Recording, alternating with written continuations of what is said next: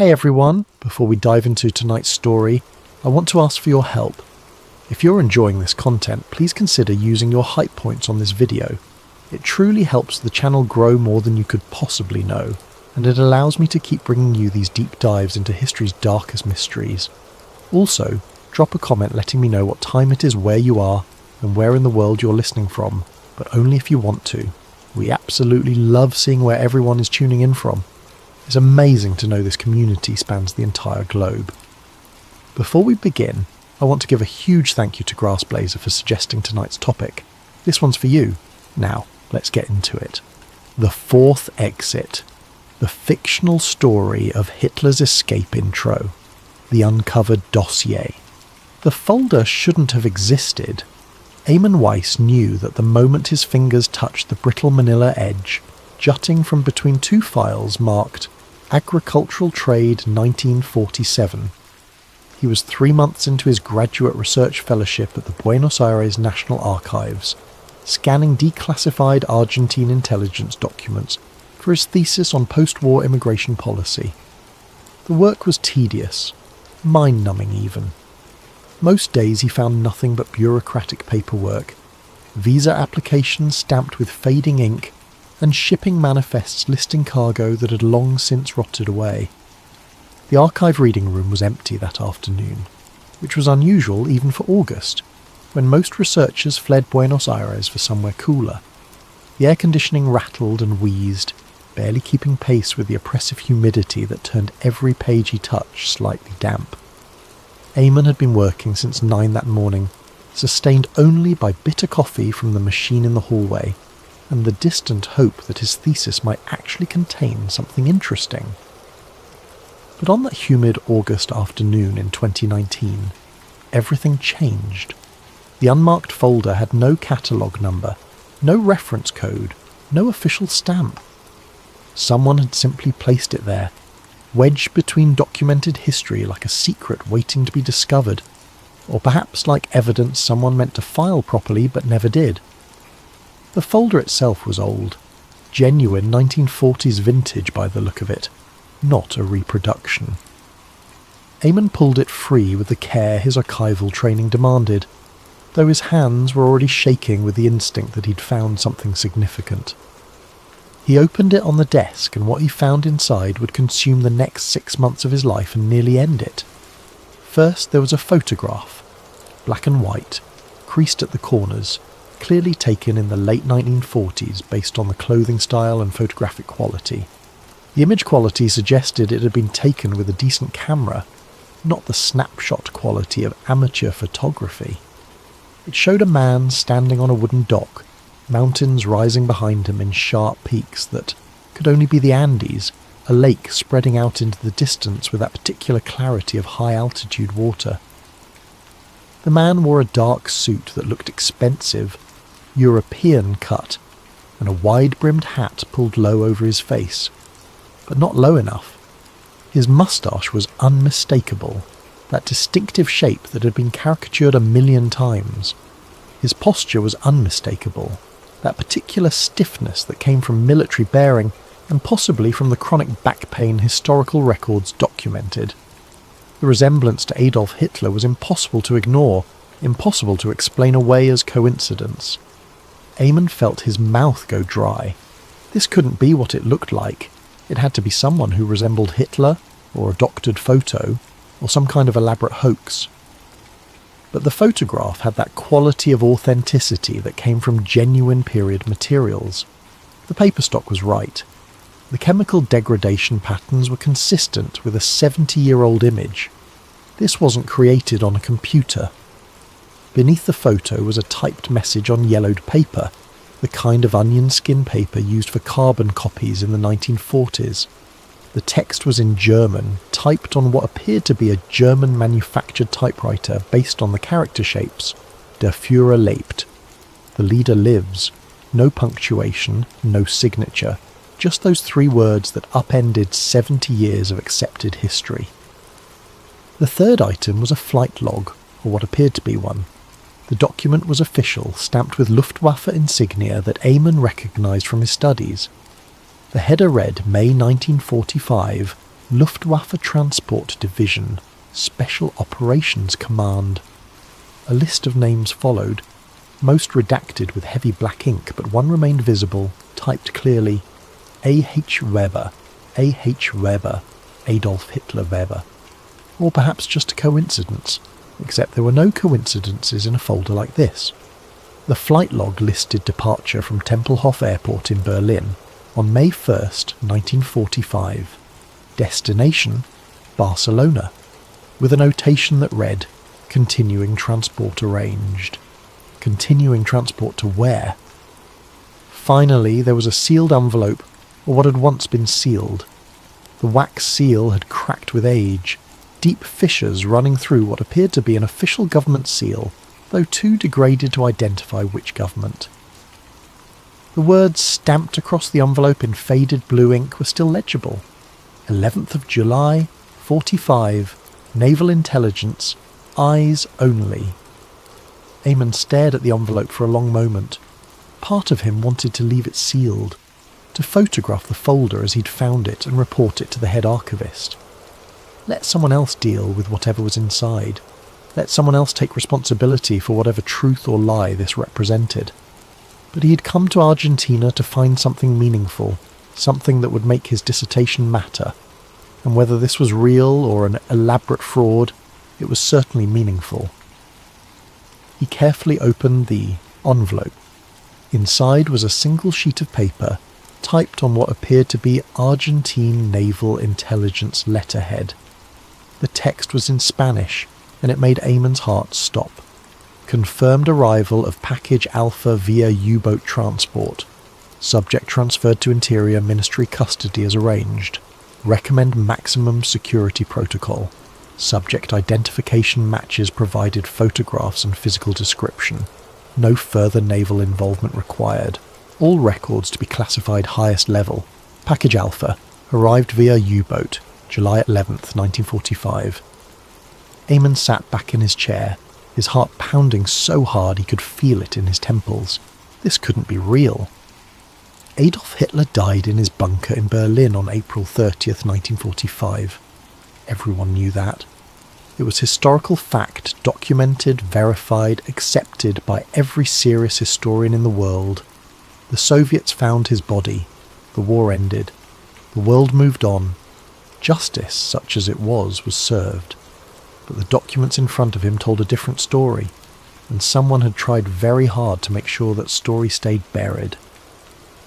Eamon looked around the empty reading room. The security camera in the corner was the old kind, probably not even functional. The archive clerk had left for lunch an hour ago. He was alone with these documents, alone with a secret that could either make his career or destroy his credibility forever. He took out his phone and began photographing everything. Each page, each angle, the envelope, the stamps, every detail. His hands shook so badly the first few photos came out blurred, but he steadied himself and continued. This was too important to mess up. When he finished, he carefully returned everything to the folder and marked his place in the catalogue with a bookmark. He needed time to think, to verify, to figure out what he'd actually found before he showed this to anyone. He left the archives in a daze, walking out into the bright Buenos Aires afternoon without any memory of gathering his things or signing out.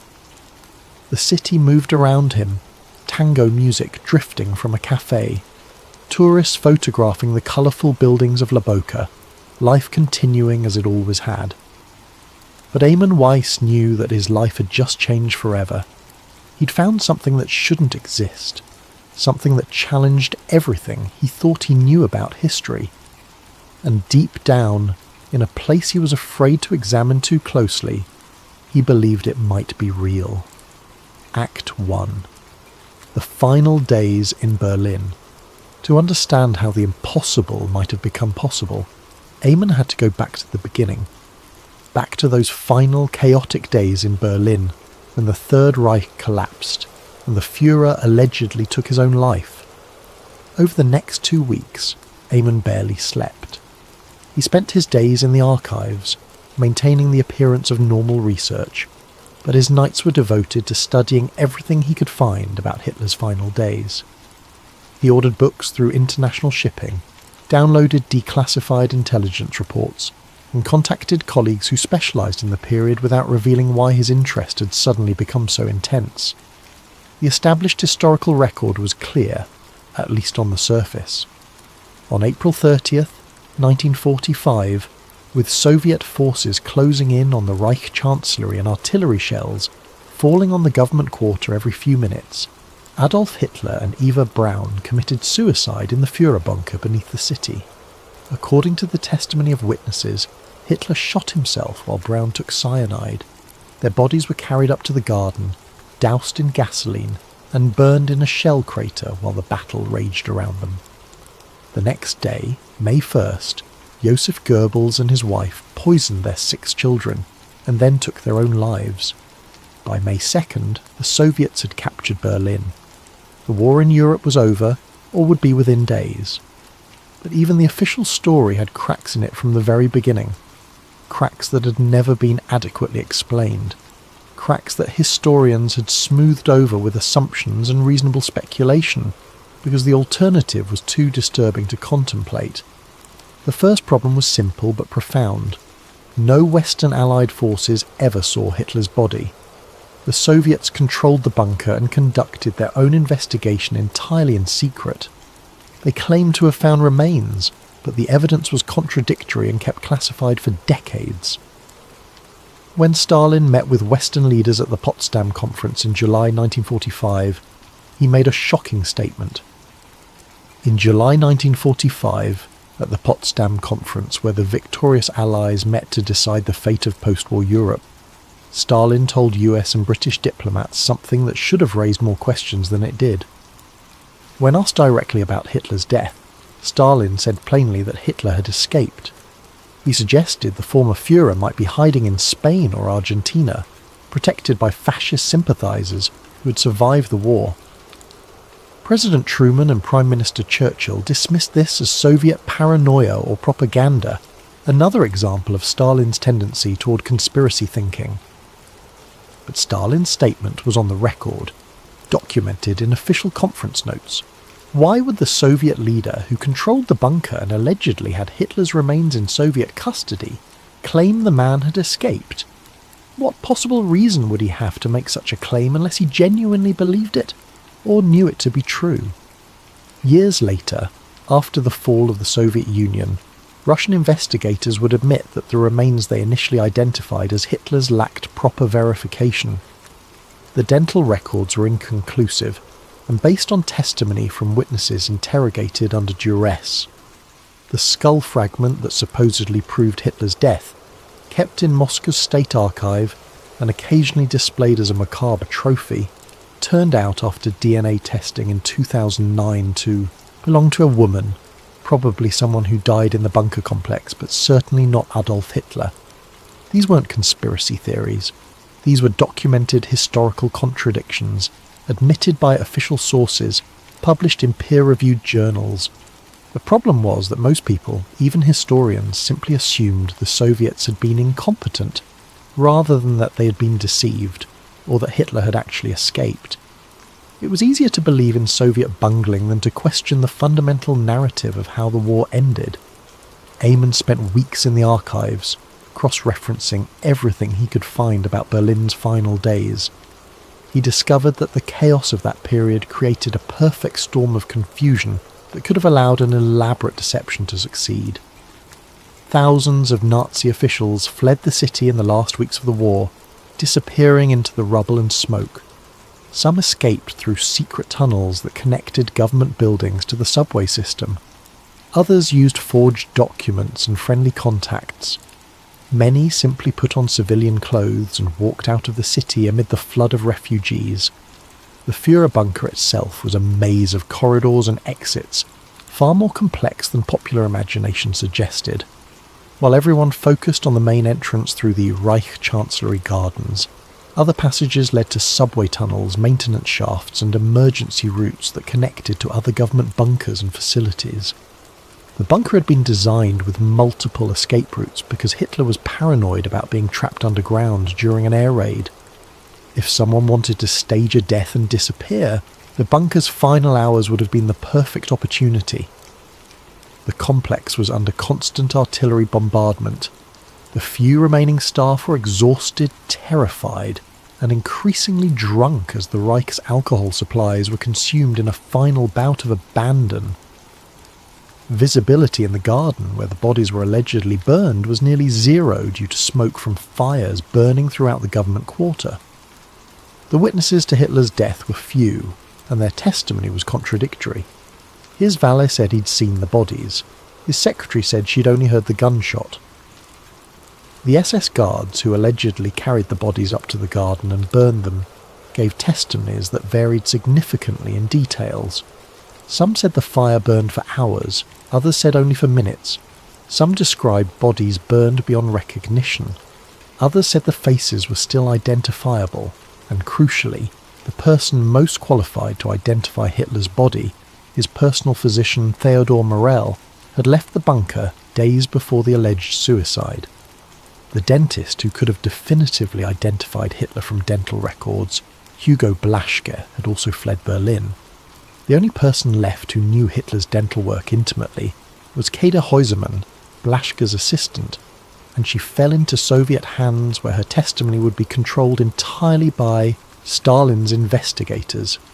Eamon found something else interesting in his research. In the final weeks, Hitler had become increasingly obsessed with the fate of Benito Mussolini, the Italian dictator who had been captured by partisans and executed. His body hung upside down in a public square for crowds to abuse. Hitler had reportedly told his inner circle that he would never allow himself to be captured, never allow his body to become a trophy for his enemies. What if that obsession had led to planning an escape? What if the suicide story was exactly what Hitler wanted his enemies to believe, so they'd stop looking for him? But escaping Berlin was only the first step. Getting out of Germany entirely, with every Allied soldier and intelligence agent in Europe looking for Nazi leaders, would have required extensive planning, significant resources, and a network of supporters willing to risk everything. Which is exactly what Eamon discovered existed. Act 2. The Escape Plan, the Rat Lines. That's what intelligence agencies called them after the war. The Rat Lines. Escape routes that allowed Nazi war criminals to flee Europe and disappear into South America, the Middle East, and other safe havens far from Allied justice. These weren't rumours or theories. The Rat Lines were real, documented networks that operated with stunning efficiency in the immediate post-war years. Eamon spent days reading declassified CIA and FBI files that detailed these networks, and what he found was both fascinating and disturbing. The routes ran through Italy, Spain, and Portugal, facilitated by sympathetic officials, corrupt bureaucrats who could be bribed, and even elements within the Catholic Church who saw Nazis as potential allies against communism. The most famous route ran from Germany through Austria to Genoa, then by ship to Buenos Aires. Another went through Rome, where a Croatian priest named Krunoslav Draganovic operated what essentially amounted to a Nazi underground railroad, providing false papers, money, and passage to war criminals seeking to escape justice. Draganovic was a fascinating character. A Catholic priest with connections to the Vatican, he'd been involved in Croatian fascist movements during the war. After 1945, he set up operations in Rome, ostensibly helping refugees, but in reality running a sophisticated smuggling operation that moved hundreds of Nazi war criminals to safety. He worked out of a seminary, had access to Vatican resources, and was protected by diplomatic immunity. The Allies knew what he was doing, but chose not to intervene, partly because they'd begun recruiting some of the same Nazis for intelligence work against the Soviet Union. The names of those who successfully used these networks reared like a roster of the Third Reich's most wanted, and Eamon documented everyone he could find. Adolf Eichmann, architect of the Holocaust and administrator of the Final Solution, lived openly in Buenos Aires under the name Ricardo Clement for over a decade before Israeli agents kidnapped him in 1960. He worked at a Mercedes-Benz factory, lived in a modest house, and felt safe enough to occasionally speak about his past to German expat friends who shared his ideology. Josef Mengele, the Angel of Death who conducted horrific medical experiments at Auschwitz, lived in Argentina and Paraguay for decades, protected by local Germans and corrupt officials. He eventually drowned in Brazil in 1979, never having faced justice for his crimes. For years he practiced medicine under his own name in Buenos Aires. That's how safe he felt. Erich Priebke, SS captain responsible for the massacre at the Ardeatine Caves, where 335 Italian civilians were murdered, lived peacefully in Bariloche, Argentina for almost 50 years before he was finally arrested in 1994. He ran a delicatessen, was active in the German community, and only faced consequences when someone recognised him from a documentary. Klaus Barbie, the Butcher of Lyon responsible for torture and murder of French resistance members, was actually recruited by US intelligence before being smuggled to Bolivia, where he lived under protection until 1983. Franz Stangl, commandant of Treblinka and Sobibor death camps, escaped to Brazil via the Rat Line and lived there until 1967. The list went on and on, hundreds of documented cases, and those were just the ones that were eventually caught or identified. How many others disappeared successfully and died in comfortable obscurity? These men didn't sneak out of Europe in the dead of night with nothing but the clothes on their backs. They had help, organised and systematic help, from networks that remained operational for years after the war's end. They travelled with false papers that were good enough to pass official scrutiny. They had money, often quite a lot of it, that had been smuggled out of Germany before the end. They had contacts waiting for them at their destinations, ready to provide housing and jobs and protection. But what Eamon found next suggested something even more disturbing. Something that indicated the Ratline networks weren't just helping random Nazi war criminals escape, but had been used for someone of the highest possible importance. In the Vatican secret archives, recently made available to researchers after decades of restriction, there was a reference in a 1946 document to what was described as a priority passenger moved through the Italian Rat Line in May 1945. Eamon had gained access to these archives through his university's connections, requesting documents related to post-war refugee movements. What he found was a memo from Bishop Alois Hudal, a Nazi sympathiser who had helped organise escape routes, to Vatican Secretary of State. The memo was carefully worded, using euphemistic language, but the implications were clear. It described arrangements for a priority passenger of utmost historical significance, who required absolute discretion and maximum security measures. The passenger's identity was redacted in the document, blacked out with ink so thick it had bled through to the other side of the paper. The destination was listed only as South Atlantic destination, arrangements coordinated with Argentine representatives. The timing was perfect, almost too perfect to be coincidence. Early May 1945, right after Hitler's supposed death, right when chaos in Europe was at its peak, and tracking individuals was nearly impossible. The term priority passenger was unusual in Ratline documentation. Most papers refer to refugees, displaced persons, or occasionally special cases when dealing with Nazi officials. But priority passenger suggested someone of extreme importance, someone who required the highest level of secrecy and protection, someone whose escape was worth considerable risk and resources. Eamon couldn't prove the priority passenger was Hitler, but he couldn't rule it out either, and the timing, the level of secrecy, the involvement of the highest Vatican officials all suggested someone far more important than the typical Nazi war criminal fleeing justice. And then there were the U-boats. This was where Eamon's investigation took on a new dimension of plausibility, because the submarine story was entirely documented, entirely real, and entirely unexplained by conventional history. In July and August 1945, 2 German submarines surrendered in Argentina under circumstances that remain unexplained to this day. U-530 arrived in Mar del Plata on July 10th, 1945, more than 2 months after Germany's surrender on May 8th. U-977 appeared in August. again weeks after the war had ended. Both submarines had left Norway in early May with crews that refused to explain where they had been or what they had been doing for the intervening months. Eamon found the interrogation reports in Argentine naval archives. The questioning had been perfunctory at best, with Argentine authorities seeming more interested in getting the crews off their hands than in discovering the truth. The German sailors claimed they'd been at sea, unaware the war had ended, and had only surfaced when their supplies ran low. But this explanation made no sense. German U-boats had radios.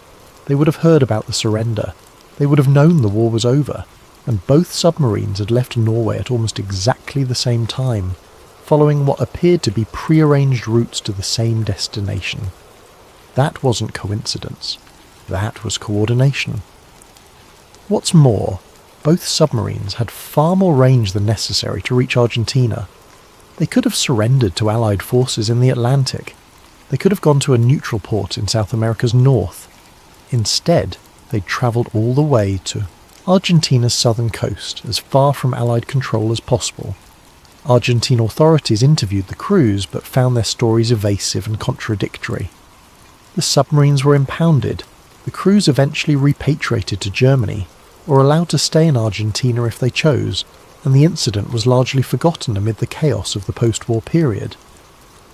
But Eamon discovered something in the Argentine naval archives that had never been publicly disclosed, something that made his hands shake when he found it in a box of unsorted documents. A memo dated July 15th, 1945, 5 days after U-530's arrival, referenced an unmanifested passenger aboard the submarine. The passenger had allegedly disembarked before the submarine's official surrender and had been transferred to protective custody per arrangements with Interior Ministry. The passenger's identity was not listed. The passenger's nationality was not listed. But the memo included one detail that made Eamon's skin crawl. Subject matches description provided in communique from Allied intelligence dated May 2nd, forwarded via diplomatic channels. What communique? What description? May 2nd was 2 days after Hitler's supposed death, the same day the Soviets announced they'd captured Berlin and found his body. Eamon searched for weeks but found nothing more. If such a document existed, if Allied intelligence had circulated a description of someone they were looking for, it had been removed from the files or never archived in the first place. But the reference existed, buried in an obscure naval memo that no one had thought to classify, because no one had connected it to anything significant. But Eamon was connecting it now. A priority passenger leaving Italy in early May. A U-boat arriving in Argentina in July with an unmanifested passenger. A passenger who matched a description from Allied intelligence dated just after Hitler's reported death. The pattern was there, if you knew to look for it. One thing particularly interested Eamon about the U-boat story. Both submarines that arrived in Argentina had been fitted with schnorkel systems, a German innovation that allowed U-boats to run their diesel engines while submerged just below the surface.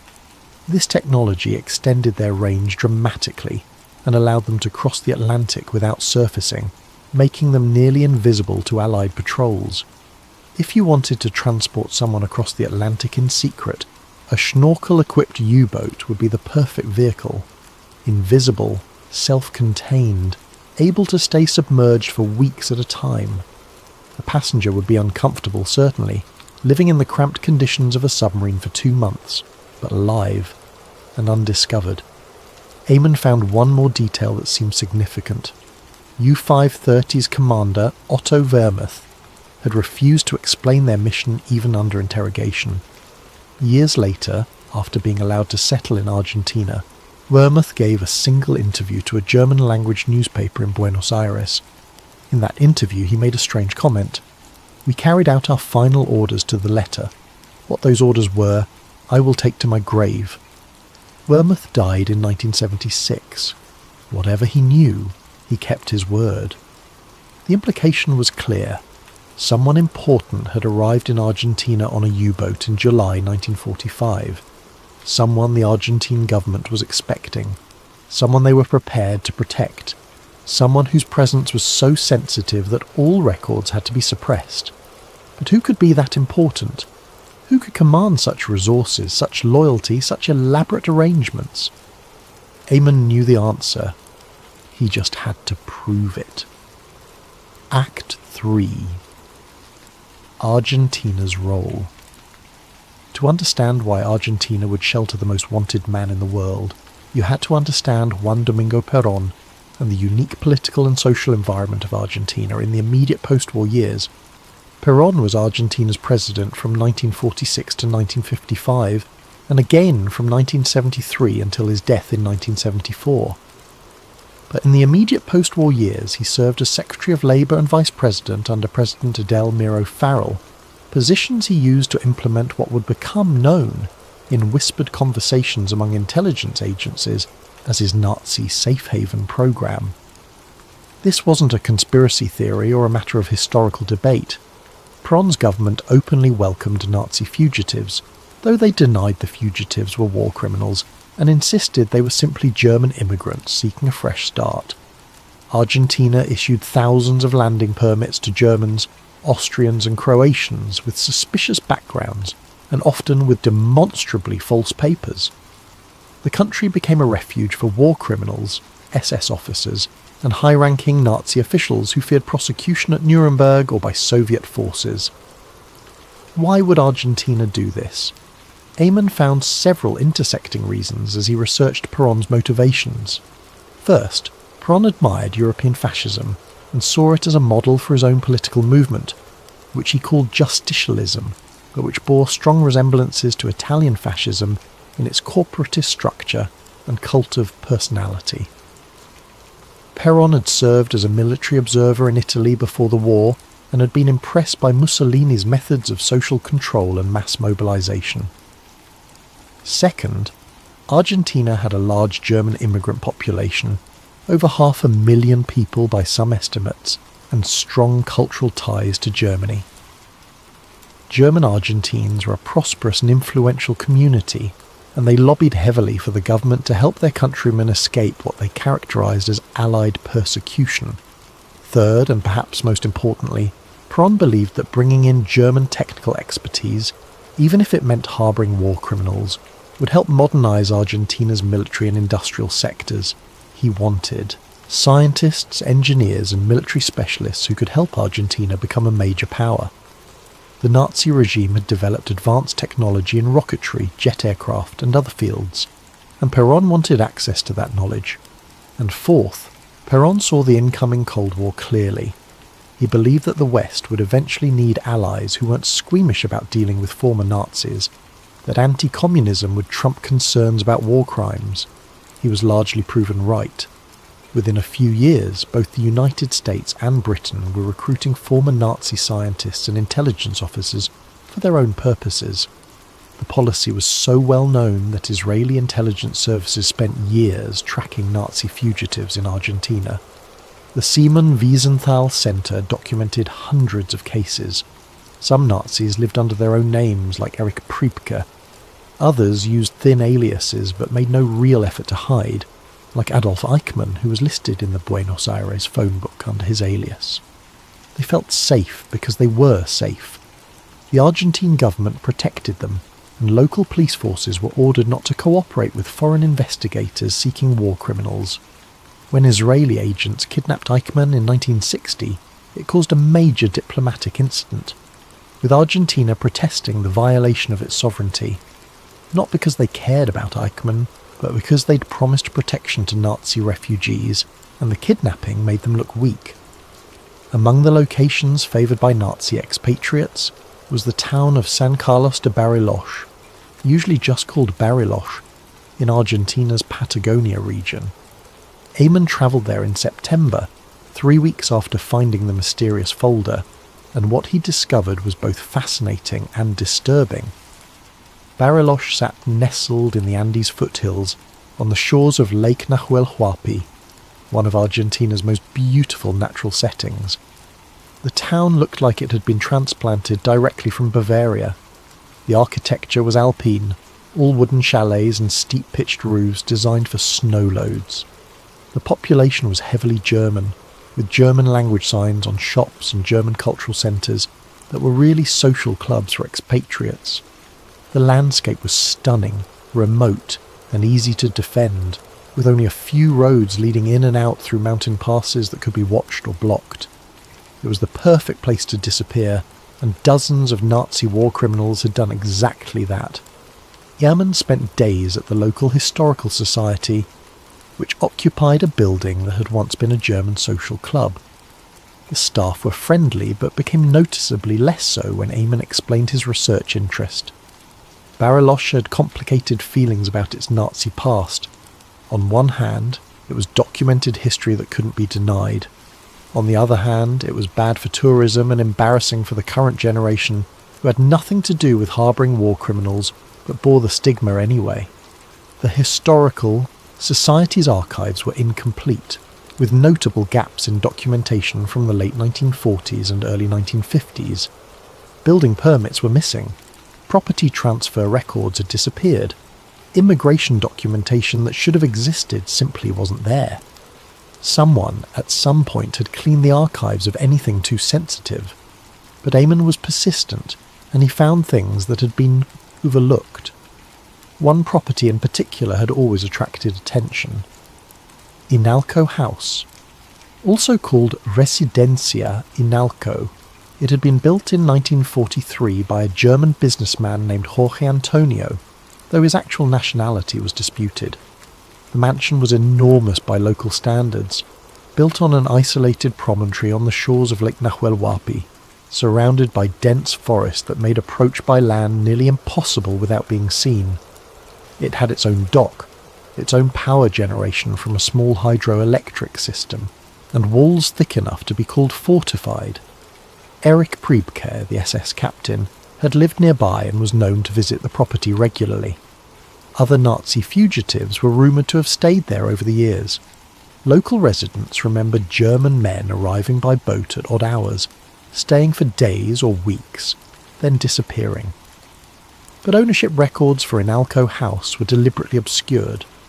The property changed hands multiple times, always to shell companies registered in Paraguay or Uruguay, or to foreign trusts that were impossible to trace. When Eamon travelled to see the property in person, he found it still standing but abandoned, falling into decay. The gates were chained shut, the windows broken, weeds growing up through cracks in the courtyard. A sign warned of structural instability and ordered trespassers away. But Eamon wasn't deterred. He returned at night, climbed the fence, and explored the property with a flashlight. What he found was extraordinary. The house was larger than it appeared from outside, with rooms leading to other rooms in a maze-like configuration. The furniture had long since been removed, but you could see where expensive fixtures had been torn out, where wallpaper had covered rooms that must have been luxurious. In the basement, he found evidence of sophisticated security, bars on windows that were already below ground level, reinforced doors, what appeared to be a panic room with walls thick enough to stop bullets. And he found something else. A hidden door behind a false wall in what appeared to have been a wine cellar. The door led to a narrow staircase going down, deeper into the earth. Eamon descended carefully, his flashlight beam bouncing off stone walls that wept moisture. At the bottom was a room, maybe 15 feet by 20, with no windows and only the single entrance. The walls were covered with remnants of soundproofing material, rotting now but clearly visible. There were bolt holes in the floor where furniture had once been secured, and on one wall, scratched into the stone with something sharp, were German words. Wo ist meine Rettung? Where is my rescue?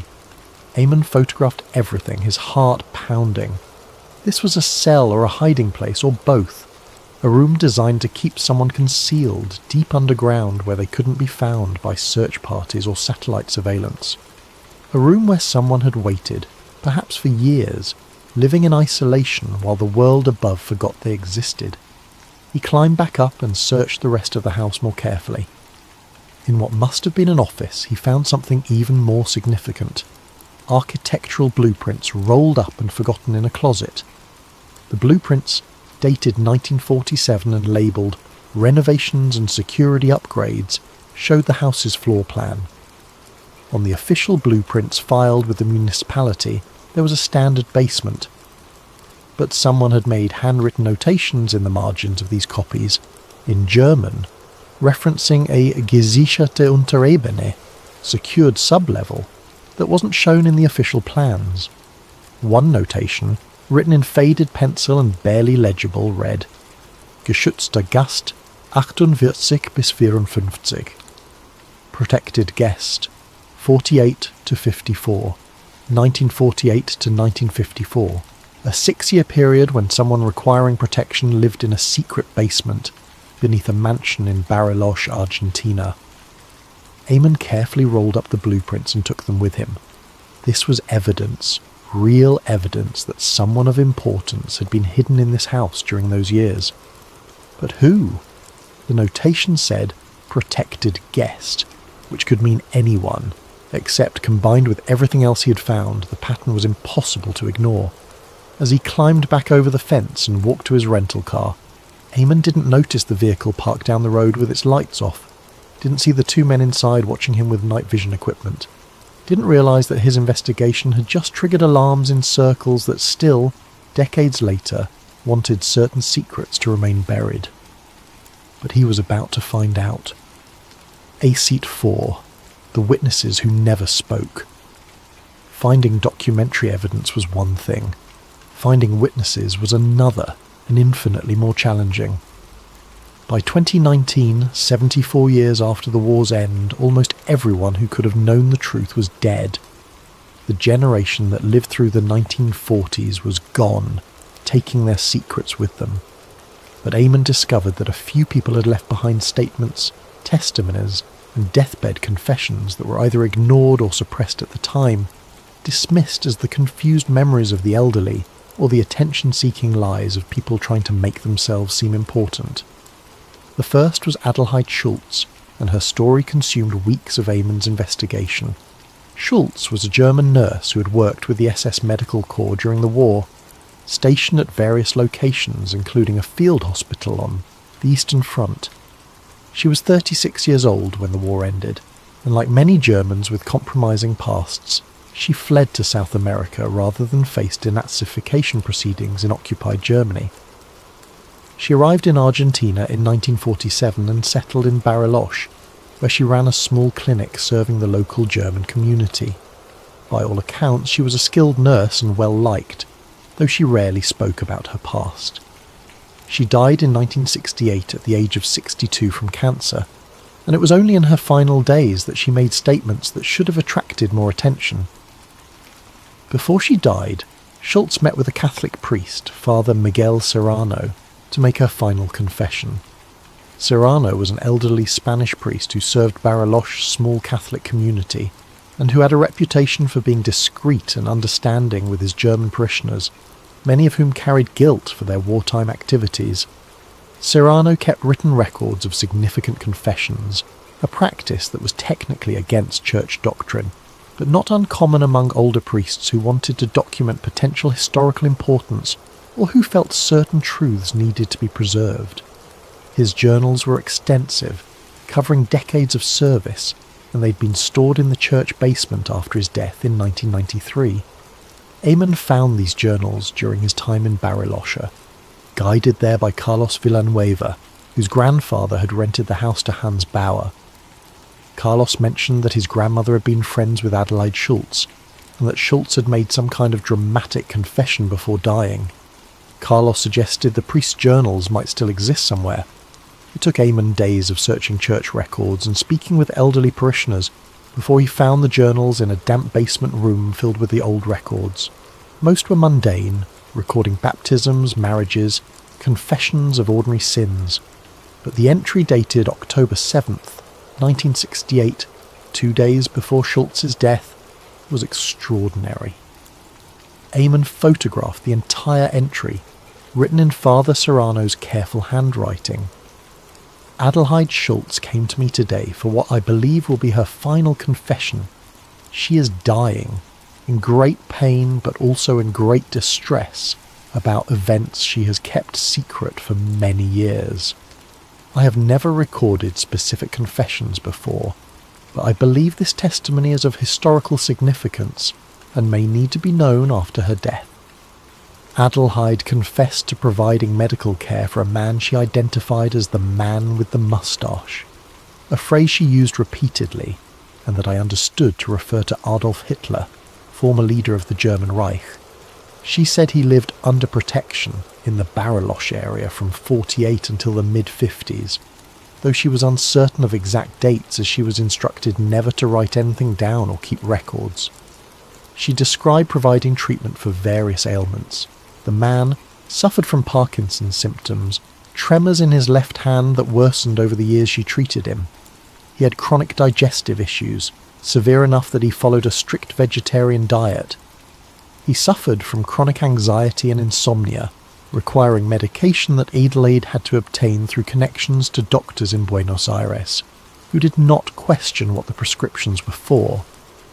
She said he rarely left the property where he stayed, which she described as a house on the lake with many rooms underground. She was brought there by car with covered windows so she could not identify the exact location, though she believed it was within an hour's drive of Bariloche.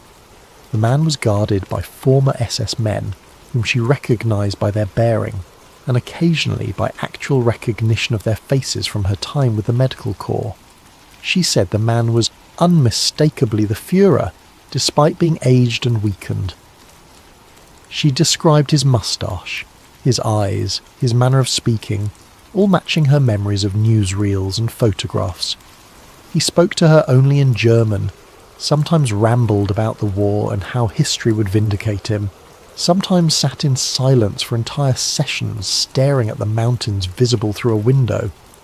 When I asked why she was revealing this now, Adelheid said, "Because he's dead. They're all dead or dying. The guards, the ones who arranged everything, even the president who protected them.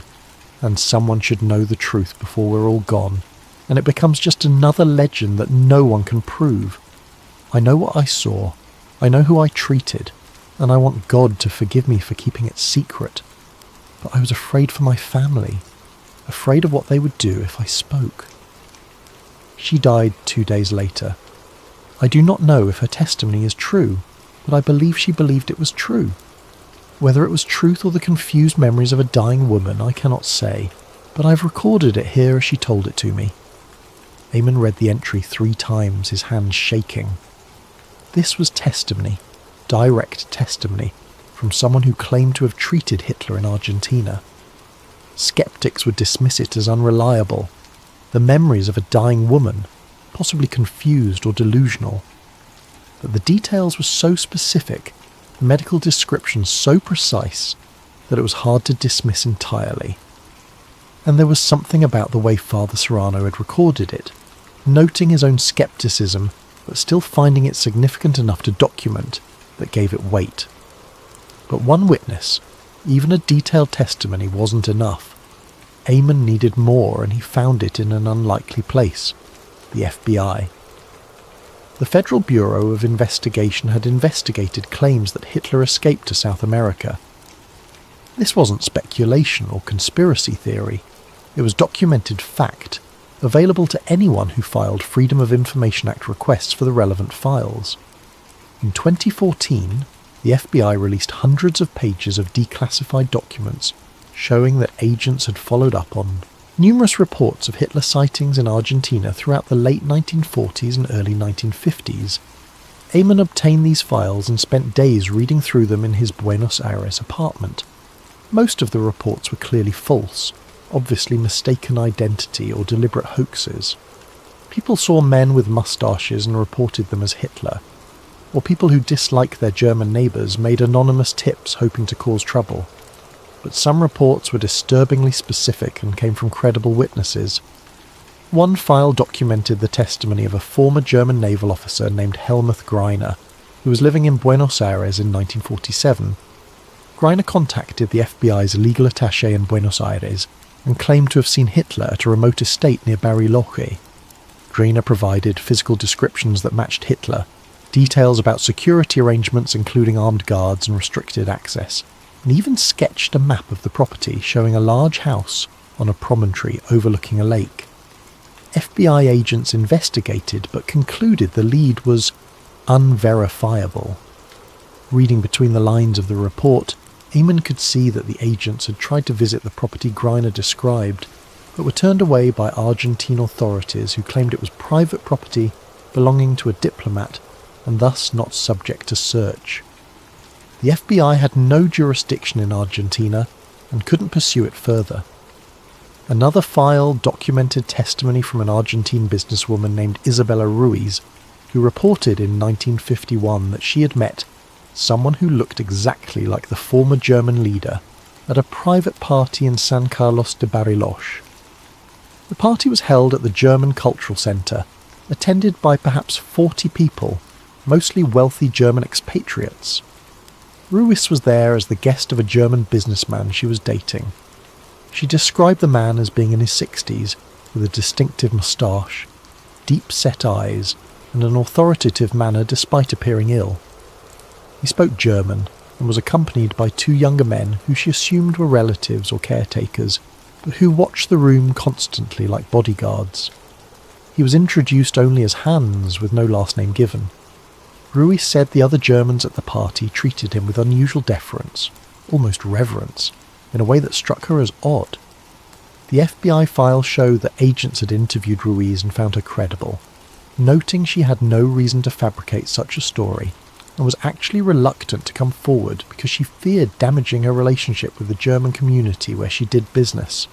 But again, the investigation hit a dead end when Argentine authorities declined to cooperate in identifying the man Ruiz described. There were dozens of similar reports, each individually unverifiable, but collectively painting a picture of someone matching Hitler's description, living in the Bariloche area, under protection during the late 1940s and early 50s. The FBI files showed these investigations were taken seriously, at least initially. But by the mid-1950s, the Bureau seemed to lose interest. The official conclusion was that Hitler had died in Berlin, and that the sightings were cases of mistaken identity, deliberate hoaxes, or the delusions of people who wanted to believe Hitler had escaped. But when Eamon obtained the files through his university's legal department using FOIA requests, he noticed something disturbing. Several pages had sections that were not just redacted with black marks, which was normal for declassified documents where names or sensitive information needed to be protected, but physically cut out of the documents before they were scanned. Entire paragraphs had been removed with scissors or a razor blade, leaving rectangular holes in the pages. This wasn't standard declassification procedure. This was destruction of evidence. Someone had gone through these files before they were scanned and released and had physically removed specific information. What had those sections contained? What information was so sensitive that it had to be physically destroyed rather than simply redacted with black ink like everything else? Eamon would never know. But the pattern was clear. Someone had gone to great lengths to remove specific details from these files. Details that might have proven that witnesses had described a man matching Hitler's exact physical description, living in Argentina, years after his supposed death. And there was one more witness, perhaps the most disturbing of all, Carlos Villanueva, whose grandfather had rented the house to Hans Bauer, agreed to speak with Eamon at length about what his grandfather had said over the years. They met at Carlos's home in Bariloche, a comfortable house filled with family photographs spanning generations. Carlos was 74, a retired schoolteacher with clear memories of his grandfather, who had died when Carlos was 20. His grandfather, Enrique Villanueva, had owned several rental properties in the Bariloche area and had been relatively wealthy by local standards. Mi abuelo rented to many Germans, Carlos explained in Spanish as Eamon recorded the conversation. After the war, there were so many coming here. Some were just regular people looking for a fresh start, but some, everyone knew they were former Nazis. No one talked about it. It was just understood. You didn't ask questions about what they did in the war. Carlos described how his grandfather had rented a house on the outskirts of town to a man named Hans Bauer in 1947. Bauer paid 6 months' rent in advance, always in cash, always exact amounts. He rarely came to town. When he did, he wore a wide-brimmed hat and dark glasses even on overcast days. My abuelo said the German in the lake house never aged, Carlos told Eamon. He looked 60 years old in 1947 when he moved in, and he still looks 60 in 1954 when he left. My abuelo joked that maybe he had good genes, or maybe he was sick and that's why his face looked like that. But he always said there was something off about the man. Carlos pulled out an old photograph from a box of family pictures. It showed his grandfather standing in front of a small house surrounded by trees, taken sometime in the 1950s based on the style and quality. Carlos pointed to a figure barely visible in the background, standing in the doorway of the house. That's the house he rented to Bauer, Carlos said, and that's Bauer in the door. My abuelo took this picture for property records, and he didn't realise until he developed it that Bauer was standing there.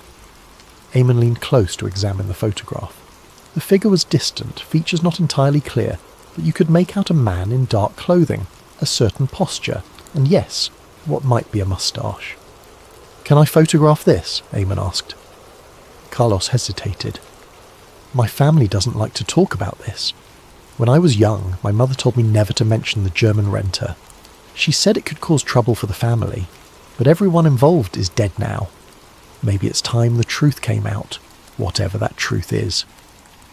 Carlos let Eamon photograph the picture, and also shared more details about Hans Bauer's time in the house. The house was isolated, accessible only by a dirt road that was barely maintained. Bauer always had at least 2 other men living with him, younger men who Carlos's grandfather described as strong like soldiers. They would come to town occasionally to buy supplies, always paying cash, never engaging in conversation beyond necessary exchanges. Local people noticed the house because it didn't fit the pattern of other German expatriate homes. Most Germans in Bariloche were social, joining clubs, attending church, building community. But Bauer and his household were completely isolated, never attending events, never joining organisations, maintaining no social connections. There was another strange thing, Carlos said. Sometimes there would be visitors. Cars would arrive late at night, expensive cars from Buenos Aires based on the plates. Men in suits would go into the house and stay for hours, then leave before dawn. My abuelo saw this a few times when he would go fishing early in the morning and his route took him past the property. "Did your grandfather ever talk to these visitors?" Eamon asked. "No. He said they were government men, and you didn't ask government men questions if you knew what was good for you." Hans Bauer left the property abruptly in August 1954. He paid 6 months' rent in advance, in cash as always, and told Carlos's grandfather he would be relocating but provided no forwarding address. The house was left empty, and when the landlord finally entered it weeks later, he found it had been meticulously cleaned. Not a single personal item remained. Every surface had been scrubbed. The fireplace had been cleaned out so thoroughly that there wasn't even ash remaining. It was like he'd never been there, Carlos said. Except my abuelo found one thing. In a crack in the basement floor, someone had hidden a small piece of paper, folded many times to make it tiny. The paper had a German phrase written on it. "Sie werden nie die Wahrheit erfahren." They will never know the truth. Act 5. The identity switch. One of the most persistent questions about Hitler's alleged survival was simple but fundamental. If he didn't die in the bunker, whose body did the Soviets find? If the remains in the garden were not Hitler's, then whose were they? And how did they come to be identified as the Führer's? The answer might lie in one of the Third Reich's most disturbing programs, one that was historically documented and that created possibilities that seemed like something out of a spy thriller, but were actually real. The use of body doubles. Hitler had long been paranoid about assassination. This paranoia was not unfounded. There were numerous documented attempts on his life throughout his time in power, including the famous July 20th, 1944 bomb plot that nearly killed him. Throughout the war, he employed several men who resembled him physically, and were trained to mimic his mannerisms, speech patterns and appearance. These doubles would occasionally appear at public events or travel in his motorcade to confuse potential assassins. The existence of these doubles was not secret. They were photographed, documented by the Gestapo, and well known to Allied intelligence. One of the most famous was Gustav Wehler, a German soldier who bore a striking resemblance to Hitler and was photographed by Soviet forces after the fall of Berlin. Wehler's fate after the war was unclear, and some theories suggested he might have been one of the bodies found in the bunker complex. Eamon spent days researching the double program and found it more extensive than he'd realised. The SS had maintained files on men throughout Germany who resembled Hitler, cataloguing them as potential replacements for public appearances. Some knew they were being considered as doubles. Others had no idea their photographs were in Gestapo files marked Führer Resemblance Program. Could one of these doubles have been the burned body in the bunker garden? It was possible, even plausible. The remains were badly charred, making visual identification impossible. The Soviets relied on dental records, but those records were problematic from the start, and became more problematic the more Eamon researched them. Hitler's dentist, Hugo Blaschke, was captured by the Americans, not the Soviets, which meant the Russians had to rely on secondary sources for dental information. Blaschke's assistant, Keta Heusemann, who had more direct knowledge of Hitler's dental work, was captured by Soviet investigators and interrogated for weeks. She identified bridgework and dental structures that she said belonged to Hitler. But Heusemann was held in Soviet captivity for years, imprisoned without trial, interrogated repeatedly, sometimes under duress. Years later, after her release in the mid-1950s, she made statements suggesting she had been pressured to confirm identifications she wasn't entirely certain about. In interviews late in her life, she admitted that the pressure to provide definitive answers had been intense, and that she'd been shown dental remains under conditions that made careful analysis difficult. And there was another problem, one that nagged at historians who looked closely at the evidence. The dental reports changed over time. The first Soviet report on Hitler's remains, issued in May 1945, just days after the bunker was captured, described one set of dental features. A second report from 1946 described different features, including dental work that didn't match the initial descriptions. A third report from 1968, when the Soviets finally admitted publicly that they had Hitler's remains, described yet another set of features. How could the same body have three different sets of dental characteristics? The only explanations were that the Soviets had mixed up multiple sets of remains, that they were lying about what they had found, or that different investigators had examined different bodies thinking they were all Hitler. None of these explanations inspired confidence in the official Soviet account. Eamon found a possible answer in the diary of a German dentist named Klaus Richter. Richter had practiced in Berlin during the war and fled to Argentina in 1947, part of the wave of Germans escaping Allied occupation. He died in Cordoba in 1983 at the age of 74, and his diary was donated to a local historical society by his daughter, who thought it might have value as a primary source document about life in wartime Berlin. Most of the diary was unremarkable, day-to-day accounts of his dental practice, complaints about shortages of materials, descriptions of air raids, and the growing sense of doom as the Red Army approached. But one entry, dated April 28, 1945, just 2 days before Hitler's supposed death, was extraordinary. Richter wrote, "Visited today by 2 SS officers, Sturmbannführer rank, names not given. They brought with them a man, unconscious, who bore remarkable resemblance to the Führer. They explained that this man had been injured in an air raid and required emergency dental work. They showed me dental records and x-rays and instructed me to make this man's dental work match those records exactly. I protested that this was unethical that modifying a man's teeth to match someone else's records was fraud and potentially dangerous to the patient. The officers became threatening. They implied that refusal would result in consequences for myself and my family. They said this was a matter of higher state security and that I would understand later why it was necessary. I refused. I told them I would not participate in whatever deception they were planning. The officers became angry but eventually left, taking the unconscious man with them. I do not know what became of him, or whether they found another dentist willing to do what I refused. I fear what this means. If they are creating a body double with matching dental records, it can only be for the purpose of deception at the highest level. I must leave Berlin immediately. Richter's entry ended there. The next entry was dated May 5th, describing his escape from Berlin in the chaos of the Soviet occupation. The entry raised a horrifying possibility.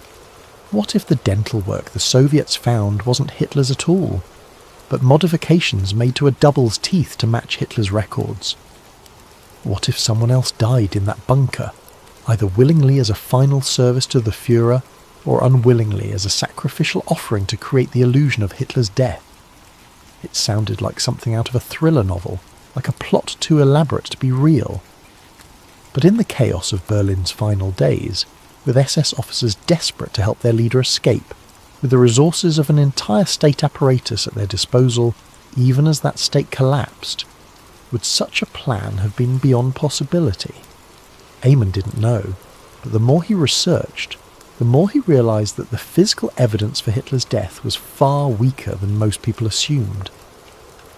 The dental records were contradictory and based on testimony from people under Soviet control. The skull fragment that supposedly proved the case turned out to belong to a woman. The eyewitness testimony came from a handful of people who were in the bunker under tremendous stress and who gave conflicting accounts. There was no definitive proof. There was only a story that everyone accepted because the alternative was too disturbing to consider, and because reopening the question would mean admitting that one of history's most important moments might be based on a lie. But what if it was a lie? What if the body in the garden was a double, carefully prepared with matching dental work, burned beyond recognition, and presented to the Soviets as Adolf Hitler? What if the real Hitler had slipped away in the chaos, hidden in a vehicle or led through the bunker's labyrinthine passages to an exit no one was watching? It was possible. Not certain, not proven, but possible. And that possibility, combined with everything else Eamon had found, made the scenario of escape seem less like fantasy and more like plausible alternative history. Act 6. The final years. If Hitler had escaped to Argentina, what happened to him there? How long did he live? Where did he ultimately die? And why did no one ever find him?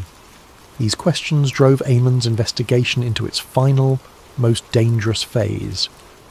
Because what he was about to discover would put him in the crosshairs of people who had spent decades ensuring these secrets stayed buried.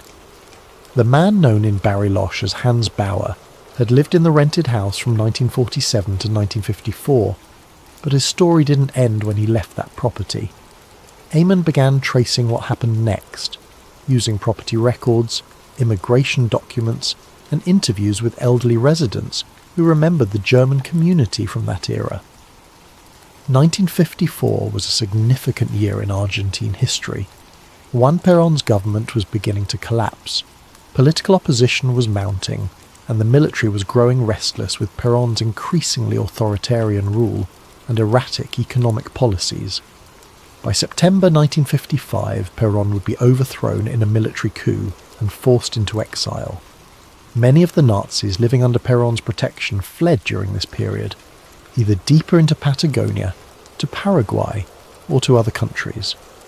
They recognized that whoever came after Perón might not be as friendly to their presence, might even cooperate with international efforts to prosecute war criminals.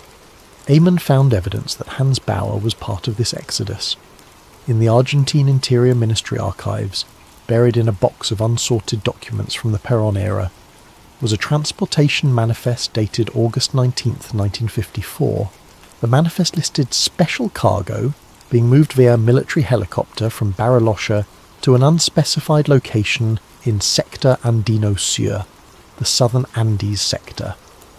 The manifest included no names, just reference numbers, but it noted maximum security protocol and priority 1 classification, and was signed by an Interior Ministry official who reported directly to Perón himself.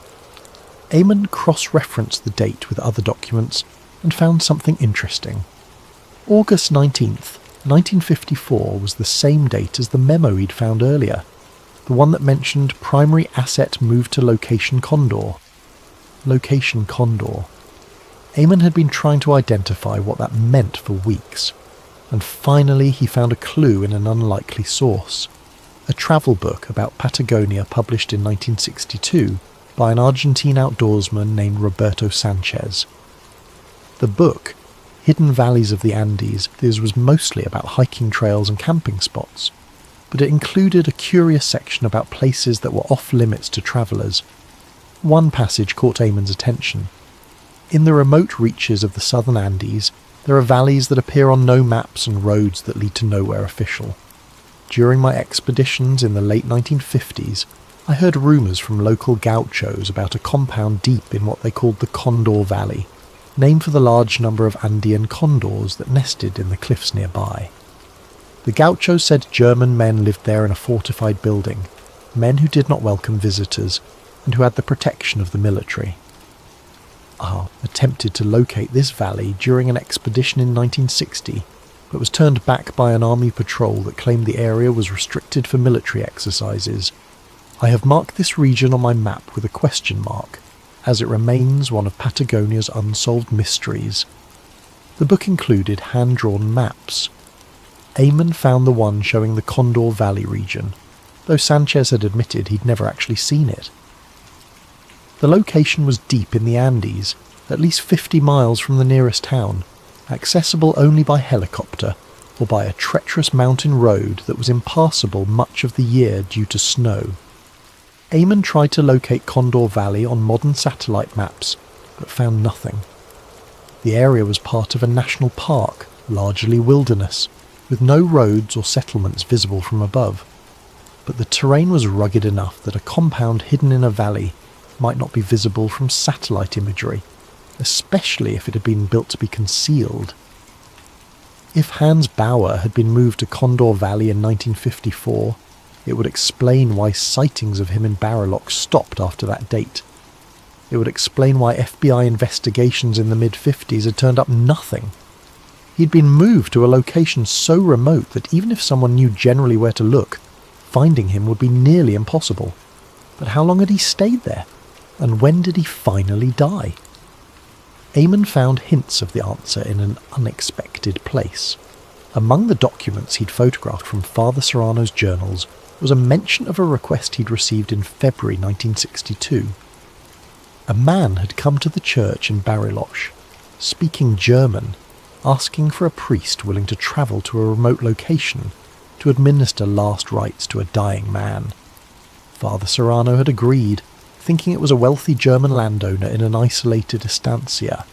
He'd been picked up by car, driven for several hours with the windows covered so he couldn't identify the route, and brought to what he described as a monastery of German monks in the high mountains.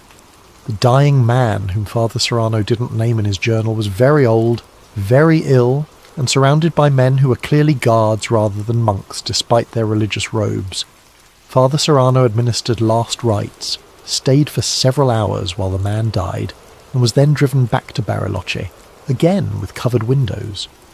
He noted that the experience had disturbed him, that something about the situation felt wrong, but he'd honoured his vows of confidentiality and never reported it to anyone. The entry was dated February 15th, 1962. This matched something Eamon would find later in the monastery, but we'll get to that. The pattern was becoming clearer. Hans Bauer, whoever he really was, had lived in Bariloche from 1947 to 1954 under the protection of Perón's government. When that protection became uncertain due to political instability, he'd been moved to a more secure location, the alleged Condor Valley compound, where he'd lived until at least 1962. If this man was Hitler, and Eamon was increasingly convinced he was, then he'd survived in hiding for 17 years after his supposed death. 17 years watching the world move on, watching Germany be divided and rebuilt, watching the Holocaust's full horror be revealed at Nuremberg, watching new wars and new crises replace the one he'd started. 17 years as a ghost, a man who was supposed to be dead, living in silent isolation while history forgot him. And then, in 1962, at approximately age 73, he'd finally died. Not in glory, not in battle, not in any way that matched his grandiose vision of destiny, but quietly, in a monastery in the mountains, attended by a priest who didn't even know who he was giving last rites to. If Eamon was right, it was a pathetic end for a man who'd nearly conquered Europe, but it would also mean that one of history's greatest monsters had escaped justice, had lived in comfortable exile while his victims could never escape the consequences of his actions. The thought made Eamon angry. If this was true, if Hitler had escaped, then the entire post-war narrative was built on a lie. Justice had not been served. Evil had not been punished. The monster had gotten away. And that meant someone needed to know the truth, no matter how disturbing it was. Act 7. The cover-up. The deeper Eamon dug, the more resistance he encountered. And not just from the distant past, not just from sealed archives and missing documents, from the present. From people who were watching him, following him, warning him to stop. It started small. Documents that should have been available in the Buenos Aires archives were suddenly checked out or misplaced when Eamon requested them.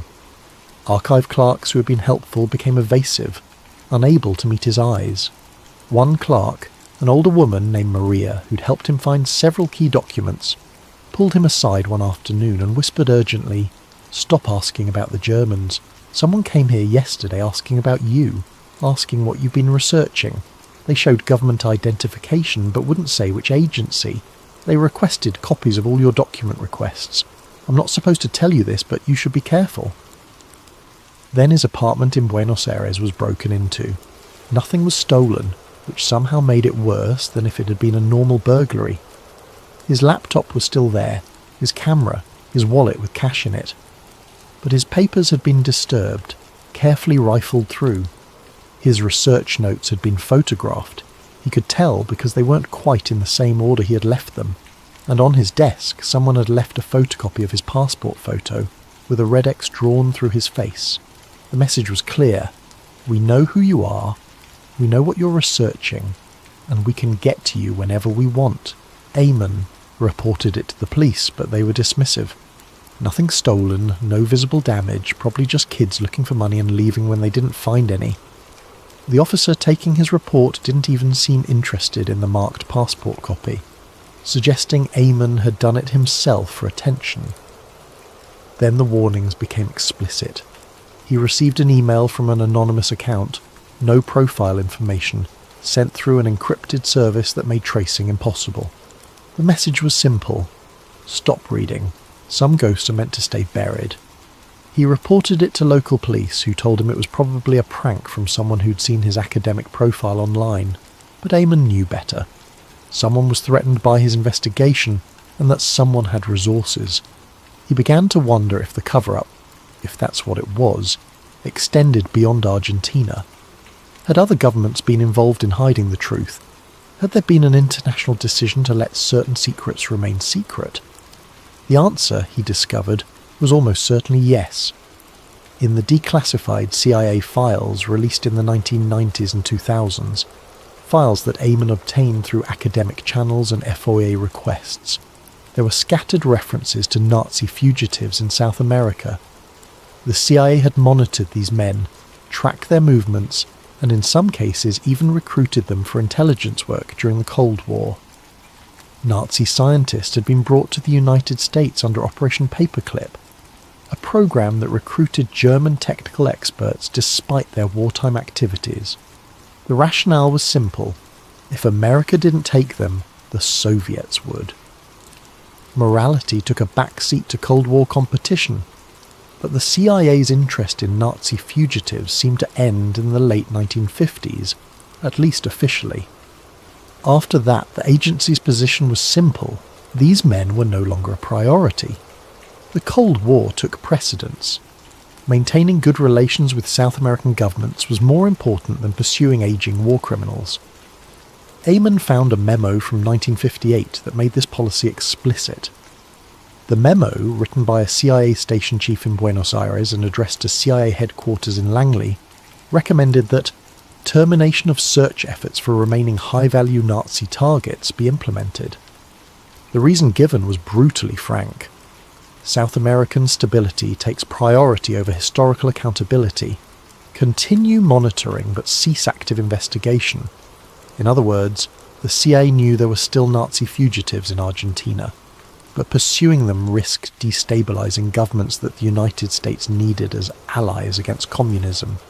So the agency decided to let sleeping dogs lie. Could Hitler have been one of those sleeping dogs? Could the CIA have known he was alive and decided that the diplomatic complications of revealing it outweighed the value of bringing him to justice? It seemed impossible. The death of Adolf Hitler was one of the most significant events of the 20th century. Surely the CIA, MI6 and other intelligence agencies would have moved heaven and earth to confirm it or expose a hoax. But maybe not. Maybe, in the chaos of the Cold War's early years, with the Soviet Union emerging as the new existential threat, pursuing an aging, powerless fugitive in a remote corner of Argentina wasn't worth the diplomatic complications. Maybe they'd even seen value in Hitler remaining dead, in maintaining the narrative of justice served and evil punished, because reopening that question would undermine confidence in the post-war order. Eamon couldn't prove any of this, but the pattern of missing documents, sealed files and evasive official responses suggested something had been hidden. Not necessarily by one government or one agency, but by a collective decision across multiple nations to let certain truths remain buried. And someone, even now, 74 years after Hitler's supposed death, wanted to keep it that way. The surveillance became more obvious. Eamon noticed the same car parked near his apartment building multiple days in a row. 2 men sitting inside, not even trying to hide.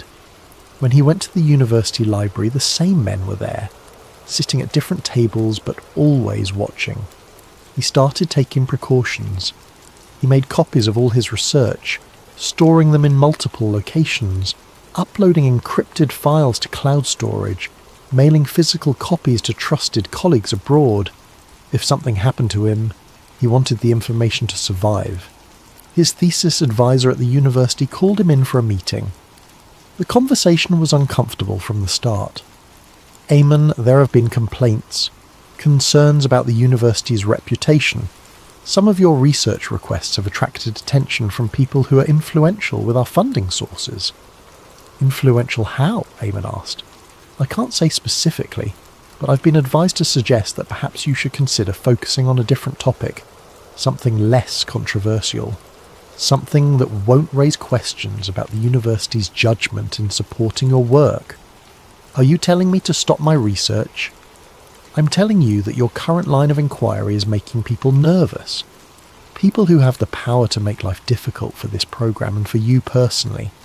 I'm advising you, as someone who cares about your future, to consider whether pursuing this topic is worth the consequences. It was a threat, politely worded but unmistakable. Continue investigating and face professional consequences. Drop it and your academic career continues normally.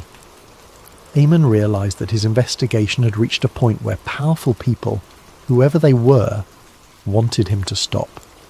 They tried subtle warnings. They tried breaking into his apartment. Now they were applying institutional pressure. But he was too close to quit. He had one more lead to follow, one more place to search. If he was going to be forced to stop, he wanted to find the final piece of evidence first. The monastery of San Juan de la Cruz. Father Serrano's journals had mentioned it.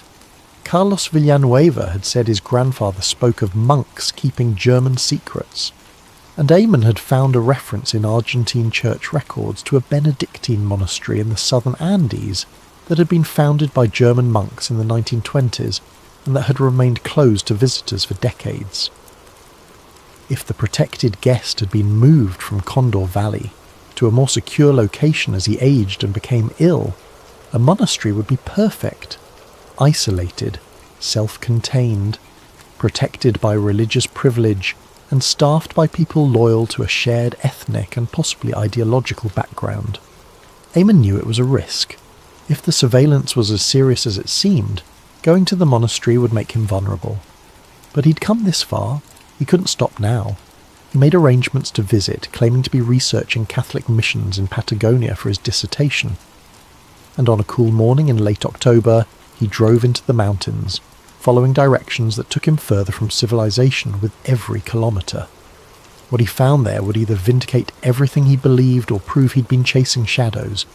But either way, he was about to reach the end of his investigation. Because the people watching him had decided that the monastery was where his investigation would end, one way or another. Ending. The truth he cannot prove.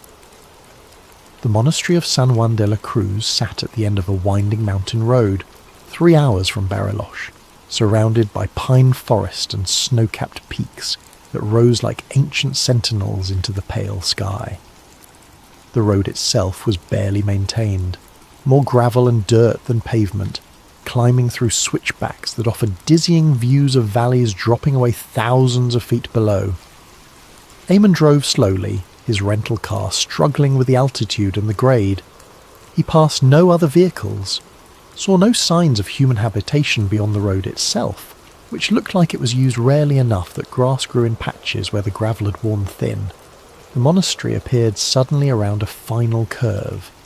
It was a stone building in the German style, almost like a small castle, with thick walls and narrow windows that suggested it had been built as much for defence as for prayer. A cross rose from a tower at one end, and smoke drifted from chimneys, the only sign of life. Eamon parked in a small courtyard and sat for a moment, his heart pounding. This was it. Whatever truth existed, it was here. He could feel it with a certainty that transcended logic. He got out of the car and approached the heavy wooden door. Before he could knock, it opened, and an elderly monk in traditional robes regarded him with eyes that were simultaneously kind and sad. "You're the researcher, yes? The one studying Catholic missions?" The monk spoke Spanish with a German accent. "Yes, I'm Eamon Weiss. Thank you for agreeing to meet with me, brother. Brother Klaus, please come in. We have been expecting you." The phrase sent a chill through Eamon. We have been expecting you. Not I, but we. As if his arrival was anticipated, as if preparations had been made. Brother Klaus led him through stone corridors lit by bare bulbs hanging from ancient fixtures. The monastery was old but maintained, with that particular quality of cleanliness and order that came from religious discipline. They passed a small chapel where several monks knelt in prayer, their murmured Latin echoing off stone walls. "You're interested in our history?" Brother Klaus asked as they walked. "Yes, the founding of German monasteries in Argentina, the role they played in the post-war period." Brother Klaus nodded slowly. "The post-war period. Yes, that is a complicated time. Many Germans came here seeking peace, seeking to escape the chaos of occupied Europe. We welcomed them. That is the Christian way, to offer sanctuary to those who seek it, even if they were fleeing justice rather than chaos." The monk stopped and turned to face Eamon. His expression was unreadable. "That is a question of perspective, young man. Who defines justice? The victors of a war? God? Each man's conscience? We welcome those who came to us in need. What they had done before, that was between them and God." Brother Klaus continued walking, leading Eamon to a small library where shelves held books in German, Latin and Spanish. "Our monastery keeps extensive records. Perhaps you would like to see them." "I would. Thank you." "Please, wait here. I will bring what you need." The monk left and Eamon found himself alone in the library. He looked around at the books, noting religious texts but also historical works, biographies of German leaders, books about the Third Reich written in German. The collection suggested these monks maintained an interest in their homeland's history even in exile. Brother Klaus returned with a folder of documents. These are records from our founding through the 1960s. Baptisms, deaths, visitors we received. Perhaps they will be useful for your research. Eamon began looking through the folder, seeing exactly what Brother Klaus had described. Mundane records of monastery life. He was about to thank the monk and ask if there were other archives when he noticed something odd about the folder itself. It was the right size for what it contained, but when he felt the bottom, there was a slight irregularity, as if something was hidden underneath the visible documents. He looked at Brother Klaus, who was watching him with that same expression of kindness mixed with sadness. Brother Klaus, I'm not really here to research Catholic missions. I think you know that. The monk was silent for a long moment, then nodded slowly. Yes, I suspected as much. Your questions were too specific, too focused. You are seeking something else. I'm seeking the truth about what happened here, about who was protected here. Brother Klaus sat down heavily in a chair, suddenly looking his full age, which Eamon guessed was well into his 80s. I have prayed for guidance about what to do when someone like you came, because I knew eventually someone would. The truth cannot stay buried forever, no matter how many people wish it would. Then you'll help me? I will show you what exists, but I cannot protect you from the consequences of knowing. There are those who believe some truths are too dangerous, too destabilizing. They have protected these secrets for a very long time, and they will not be happy that the secrets are revealed. I understand the risk. Brother Klaus looked at him for a long moment, then made a decision. Come with me. What you seek is not in this library. It is below. He led Eamon down a narrow stone staircase into the monastery's cellar, their footsteps echoing in the confined space. The air grew colder as they descended, and Eamon could smell the earth, damp stone, the scent of age. At the bottom was a single room, lined with shelves holding boxes of documents. Brother Klaus walked directly to one shelf and pulled down a box marked 1947 bis 1965, 1947 to 1965. This box contains records that were never supposed to be kept, Brother Klaus said. But Brother Heinrich, who was our abbot during those years, believed that history must be documented even when that documentation is dangerous. He kept these records in secret, and only a few of us knew they existed. He handed the box to Eamon. I must pray now. I will leave you here to examine these documents. Take what time you need. Brother Klaus, why are you showing me this? Why not destroy it or keep it hidden? The old monk smiled sadly. Because I'm 86 years old, and when I die, which will be soon, these records will disappear. The other monks who knew about them are all dead now. I am the last. And I have decided that whatever sins were committed by keeping these secrets, they should not continue beyond my generation. The truth should be known, whatever consequences follow. God will judge whether I am right. He left Eamon alone in the cellar, and Eamon opened the box with trembling hands. Inside were records, written in neat German script by Brother Heinrich over many years. Eamon read through them, his heart pounding harder with each page. The records documented the arrival at the monastery in August 1954 of a man described only as guest of protection, transferred from southern location by authority of Interior Ministry. The guest was elderly, in poor health, suffering from Parkinson's disease and severe anxiety. He was accompanied by two men identified only as guardians, and was to be housed in the monastery's secure wing, attended by the monks, but isolated from any outside contact. The records covered 8 years, from 1954 to 1962. They described the guest's declining health, his increasing paranoia, his moments of lucidity when he would speak about history and his role in it. Brother Heinrich's notes were clinical but occasionally editorial. The guest spoke today of his certainty that history would vindicate him, that future generations would understand he had been right. I did not have the heart to tell him that history has already judged him a monster. Perhaps God will offer him understanding that human justice cannot.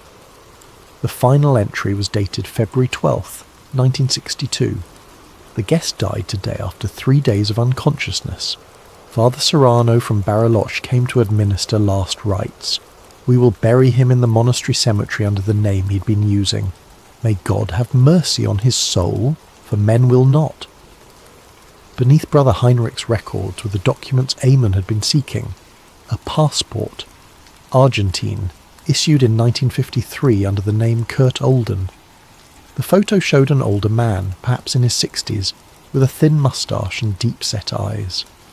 The resemblance to Adolf Hitler was undeniable, even accounting for age and illness. Beneath the passport was a death certificate. Name, Kurt Olden. Date of death, February 12th, 1962. Course of death, cerebral hemorrhage. Place of death, San Juan de la Cruz Monastery. Attending physician, Brother Heinrich, trained medical practitioner. And finally, a photograph. It showed an elderly man sitting in a chair on a terrace, a blanket across his lap, looking out at a vista of mountains and lake. The mountains in the background were unmistakably the Andes. The lake was clearly Nahuel Huapi. The man in the photo looked frail and tired, but his face, even aged and weathered by years of illness, bore the features that billions of people around the world would instantly recognize. Eamon's hands trembled as he photographed everything with his phone, working quickly because he didn't know how much time he had. He photographed each page of Brother Heinrich's records, the passport from multiple angles, the death certificate, the photograph. The phone's camera shutter sound echoed in the stone cellar like a countdown. This was it. This was the proof. Not definitive, perhaps, because skeptics could always claim the documents were forged or the resemblance coincidental. But compelling enough to rewrite history, to force a re-examination of everything everyone thought they knew about how the war ended. He heard footsteps on the stairs, multiple sets of footsteps moving quickly. Brother Klaus appeared in the doorway, but he wasn't alone. 2 men in dark clothing stood behind him. The monk's face was pale, apologetic, frightened. "I'm sorry," Brother Klaus whispered. "I told them you were here. They called me last night and said that if you came to the monastery I was to notify them immediately. They said there would be consequences for the monastery if I did not comply. I am sorry. I am an old man and a coward. Please forgive me." The men moved quickly into the room. One of them grabbed Eamon's phone from his hands, checked the photos, and then smashed it on the stone floor with force that shattered it into pieces. The other seized the documents from Eamon's hands, the passport, the death certificate, the photograph, Brother Heinrich's records. "You've seen things you shouldn't have," one of the men said in Spanish, though his accent was strange, vaguely German, but not quite. "But you're going to forget what you saw. Do you understand?" Eamon's heart was pounding so hard he felt lightheaded. He nodded, not trusting himself to speak. The man stepped closer. "My colleague and I work for people who have spent 74 years making sure certain truths stayed buried. Those people have resources you cannot imagine, connections you cannot fight. If you speak about this, if you try to publish anything, if you even tell your friends over drinks, you will disappear. Not killed. That would create questions, investigations, attention. Just gone. Disappeared. No one will ever find you. Your family will spend the rest of their lives wondering what happened. Do you understand?" "Yes," Eamon managed to say. "Good. You're a smart young man. You have a promising career ahead of you. Don't throw it away chasing ghosts that the world has forgotten. The war ended 74 years ago. Everyone involved is dead. It doesn't matter anymore."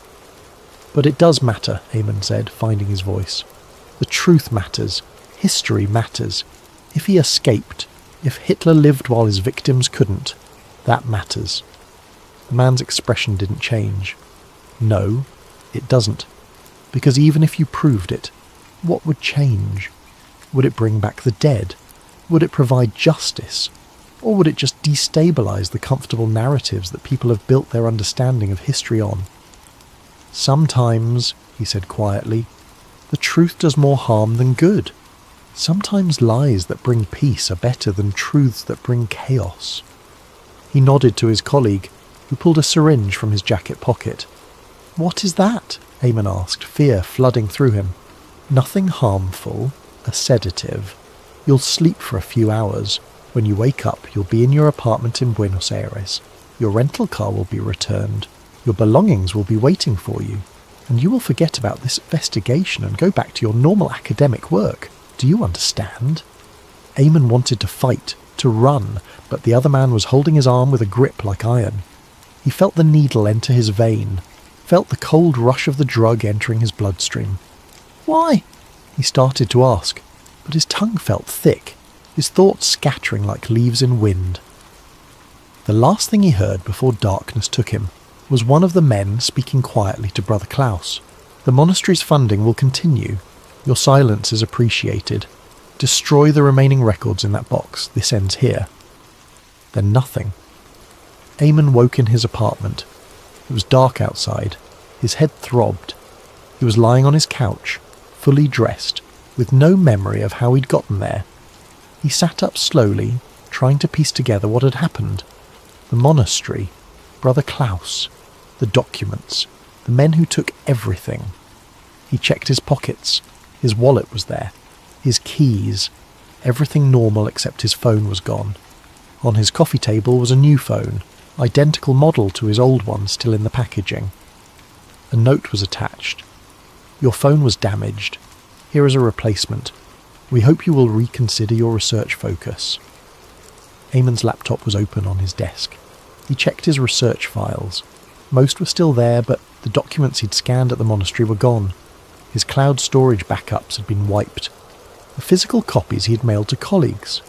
He would find out later that they never arrived, lost somewhere in international mail. Everything was gone. Every photograph of the document, every piece of evidence, vanished as thoroughly as if it had never existed. For weeks afterward, Eamon debated what to do. He could tell his story. He could go public with what he'd seen.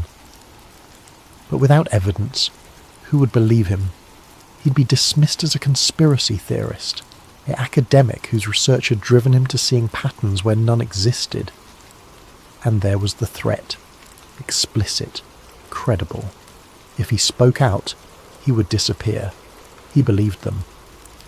The men who took his evidence had resources and connections that made such a threat entirely plausible. His thesis advisor made it clear that any work on Nazi fugitives in Argentina would not be accepted. Choose a different topic, something less controversial, something that doesn't make enemies of powerful people. Eamon changed his thesis topic to immigration policy in post-war Argentina, keeping it general, avoiding the sensitive areas. He finished his degree. He took a teaching position at a small college in New England. He lived a quiet life, but he never stopped thinking about what he had found. Years later, in 2022, sitting in his office at the college, he recorded his final thoughts on the investigation. He didn't intend to publish them, didn't intend to share them widely, but he needed to document what he'd found, needed to put it into words even if no one else would ever hear them. The recording was found after his death, on a hard drive in his desk drawer. History records Adolf Hitler dying in his bunker in Berlin on April 30th, 1945. The Soviets found remains. The world moved on. The war ended. Justice, such as it was served. But the documents I found suggest another story. A story of escape routes and U-boats, of Vatican assistance and Argentine protection, of a man who lived in hiding for 17 years, guarded and sheltered by those who still believed in him. I cannot prove this story is true. The evidence was taken from me. The witnesses are dead. The files are sealed or destroyed. But I know what I saw. I know what I held in my hands in that monastery cellar. I know the details I read in Brother Heinrich's careful handwriting. I know the face in the photograph, aged but unmistakable. And I know that someone, even now, 3 years after I found those documents, wants that truth to stay buried. Maybe they're right. Maybe some ghosts should stay buried. Maybe the world is better off believing that evil ended when Berlin fell. Or maybe the truth matters, no matter how disturbing. Maybe we owe it to history to ask the uncomfortable questions, to challenge the accepted narrative, to consider the possibility that what we think we know is not the whole story. I'll never know for certain. I'll spend the rest of my life wondering if the men who threatened me were protecting a real secret or just trying to suppress what they feared could be true. Wondering if Hitler really did escape, or if I saw what I wanted to see in documents that might have been elaborate forgeries planted to deceive researchers like me. And maybe someday someone else will find what I found. Someone braver than me. Someone who can bring the truth to light without fear of the consequences. Until then, the fourth exit remains a mystery. A door that might have existed, or might have been nothing more than desperate wishful thinking by men who couldn't accept that their Führer died like a coward in a concrete hole beneath a burning city. But I believe the door was real. I believe he walked through it, and I believe he lived long enough to see the world forget him, before finally dying in silence, far from the ruins he created. The recording ends there. Eamon Weiss never published his findings. He lived a quiet life, taught history to undergraduates, occasionally published minor papers on uncontroversial topics. He seemed content, or at least resigned. He died in March 2022 at the age of 43, from a sudden heart attack while jogging near his home. His doctor said it was unusual for someone his age and health, but heart attacks happen. There was no autopsy at the family's request, no investigation, just a death certificate and a quiet funeral.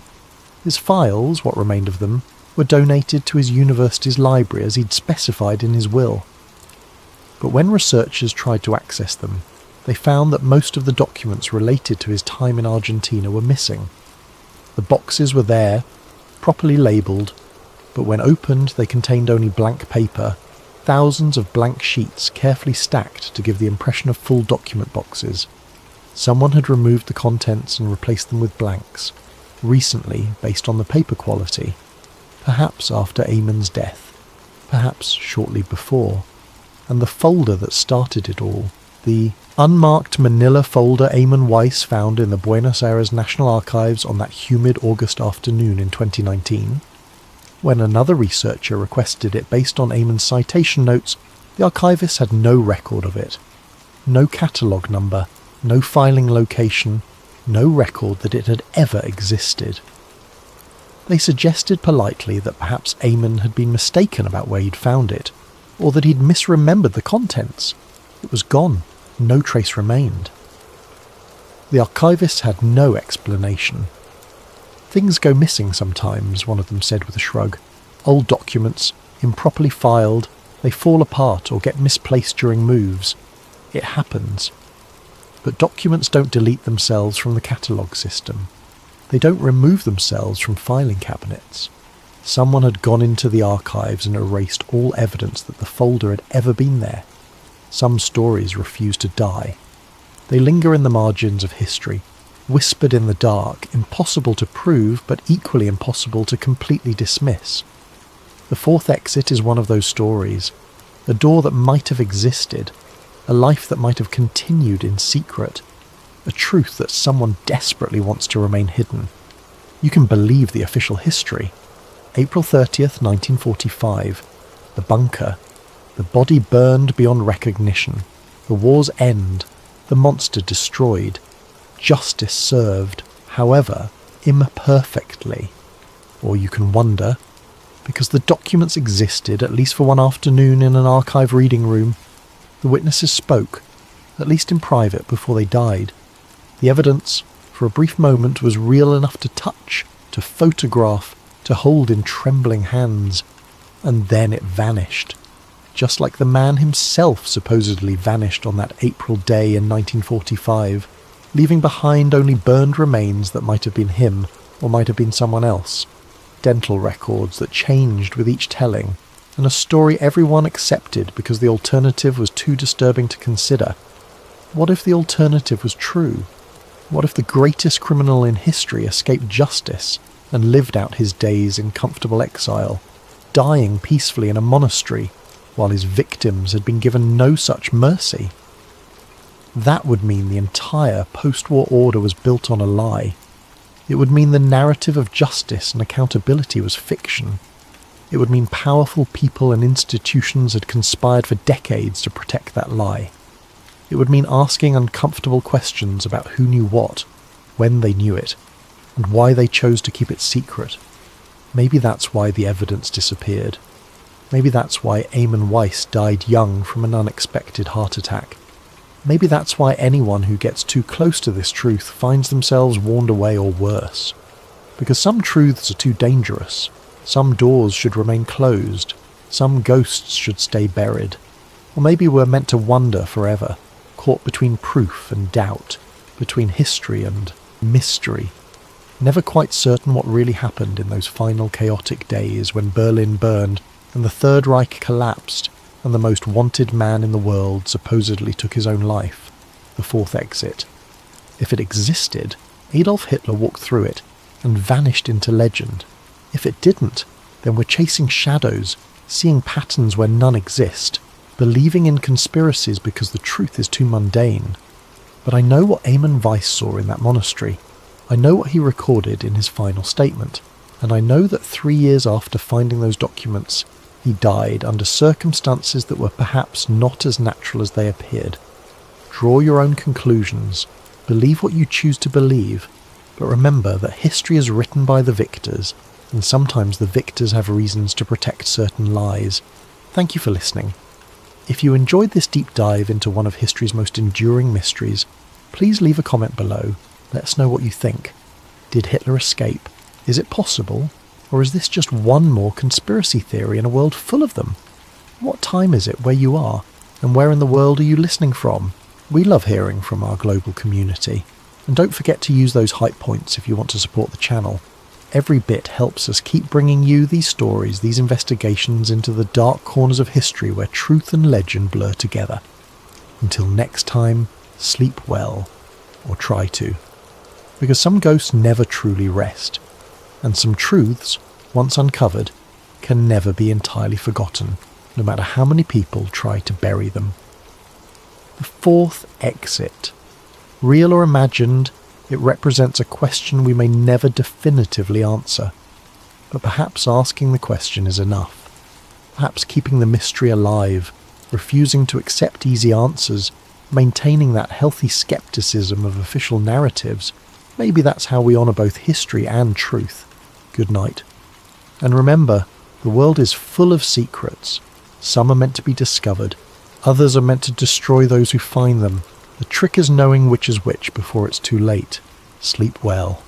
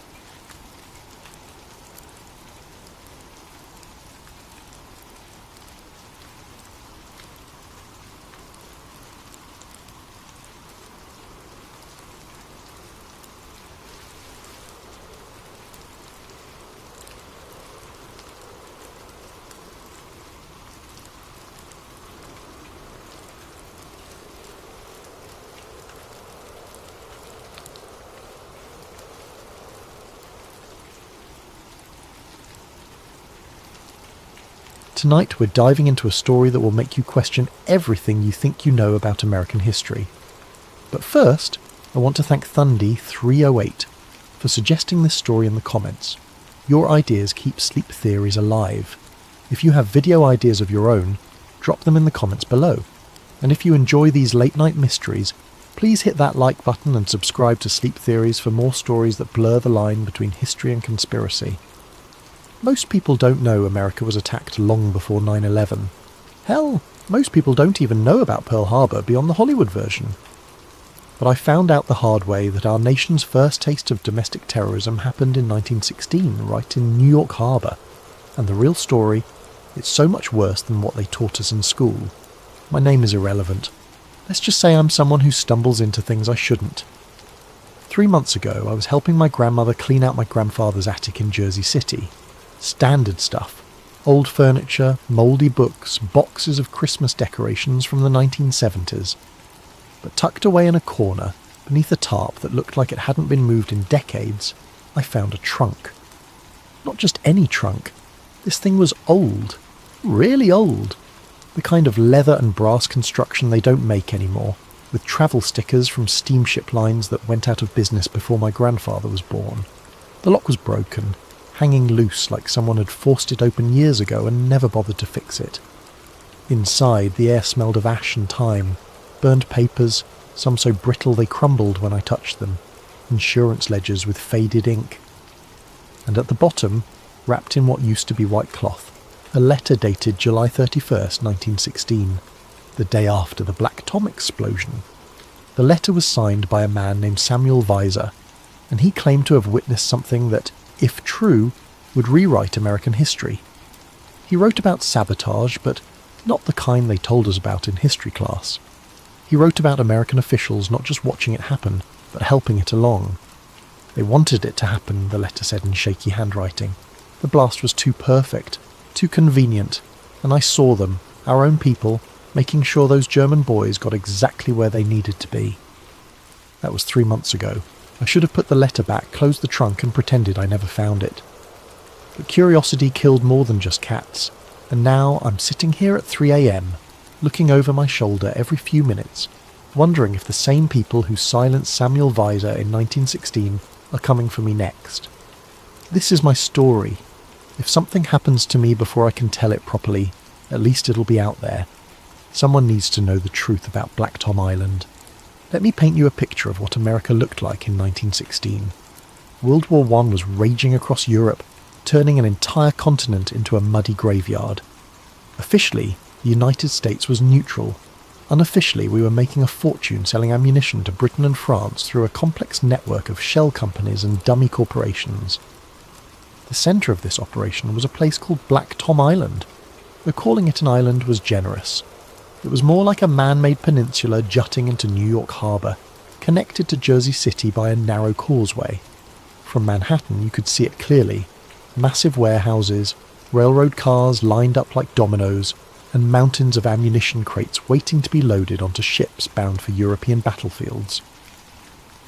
On the night of July 30th, 1916, Black Tom Island held over 2 million pounds of ammunition. Dynamite, TNT, artillery shells, rifle cartridges, enough firepower to level half of Manhattan if it all went up at once.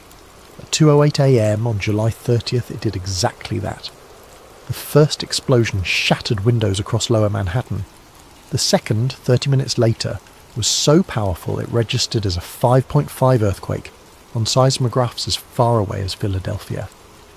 Shrapnel embedded itself in the Statue of Liberty's torch arm. Clock towers in Jersey City stopped working, their mechanisms thrown out of alignment. People in Brooklyn thought it was the end of the world. The official story came together remarkably quickly. German saboteurs had infiltrated Black Tom Island and blown up the ammunition depot to prevent American weapons from reaching the Allies. Clean, simple and perfectly designed to make Americans angry at Germany. But Samuel Weiser's letter told a different story. I was working the night shift, he wrote, checking manifests in the office overlooking the main causeway. Around midnight I saw them coming, 3 men in dark coats walking like they owned the place. But they weren't alone. 2 police officers were escorting them, not like prisoners, like guests. According to Weiser, he watched these 5 men walk directly to Warehouse 18, the largest ammunition storage facility on the island.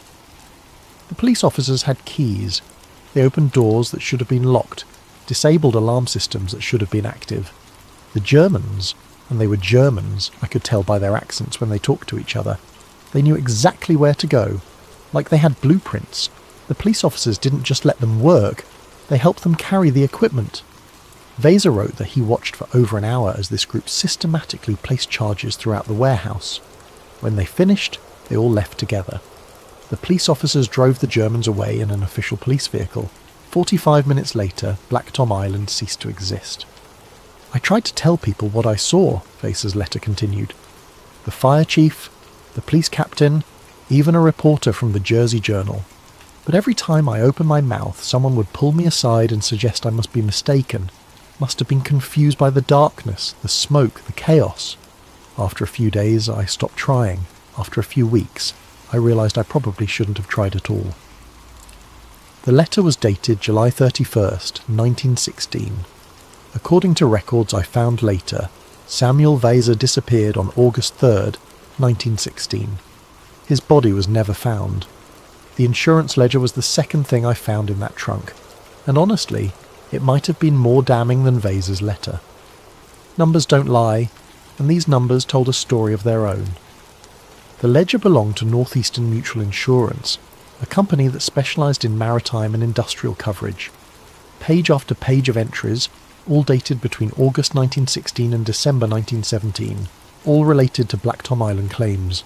The payouts were staggering, not just for the physical damage, that was expected, but for what the insurance industry calls business interruption claims.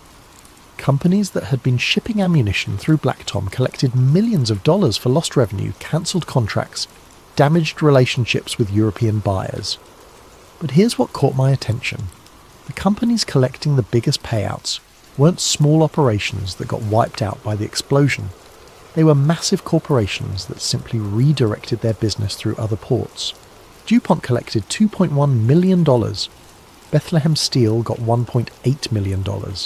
Remington Arms walked away with nearly $3 million. For context, $3 million in 1916 money is about $80 million today. These companies didn't just recover from Black Tom, they profited from it. I started cross-referencing the names in the ledger with newspaper archives from 1917 and 1918. The pattern was unmistakable. Every single company that collected major Black Tom insurance payouts had executives who publicly advocated for American entry into World War I. They weren't just war profiteers, they were war lobbyists. DuPont's president, Irénée Dupont, gave speeches about America's moral obligation to join the fight against German aggression. Bethlehem Steel's Charles Schwab met privately with President Wilson 6 times between the Black Tom explosion and America's declaration of war. Remington's board included 2 former congressmen who had voted against neutrality measures. The explosion that was supposedly an attack on American interests had made the people pushing for war incredibly wealthy, and they had been incredibly well insured against exactly the kind of attack that happened. I found myself staring at those numbers for hours, adding and re-adding the totals. Northeastern Mutual had paid out over $15 million in Black Tom claims, about $400 million in today's money, for a single incident. For a company that size, that should have meant bankruptcy. But Northeastern Mutual didn't go bankrupt. According to financial records I found online, 1917 was their most profitable year ever.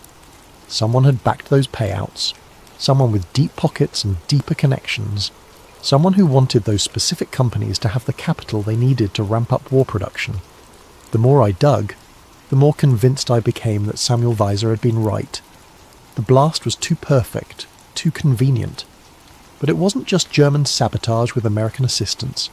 It was American sabotage with German patsies. Finding information about Samuel Vaser turned out to be like trying to catch smoke. The man had been systematically erased from public records. I started with the obvious places: birth certificates, marriage licenses, employment records. Jersey City Hall had a Samuel Vaser listed as employed by Black Tom Terminal from 1914 to 1916, but the file was incomplete. No address, no next of kin, no termination date. Just a note that said, employment ended August 1916. The Jersey Journal archives were more helpful, but in a way that made my skin crawl. I found 3 mentions of Samuel Vaser in the weeks following the Black Tom explosion.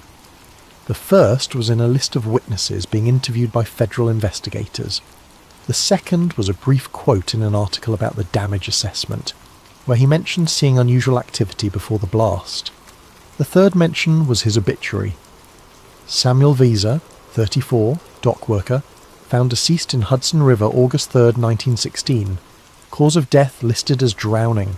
No known relatives. Services private. 12 words. Most people who die accidentally get more space than that, especially if they die in unusual circumstances, just days after being a witness to the biggest domestic attack in American history. But here's the thing that really bothered me. The obituary was dated August 4th, 1916, but it was printed on page 8 of the newspaper, buried between advertisements for patent medicines and notices about church socials. The Black Tom explosion was still front-page news, investigations were ongoing, and a key witness had just died mysteriously. You'd think that would warrant more than 12 words on page 8.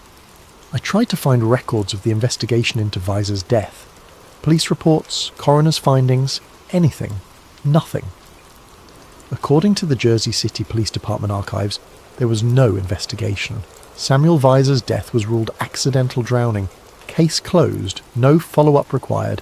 A man who claimed to have witnessed American officials assisting German saboteurs was found dead in the Hudson River 4 days later, and nobody thought that was worth investigating.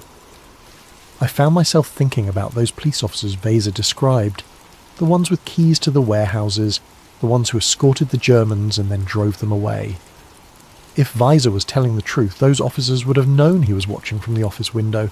They would have seen the light, seen his silhouette against the glass.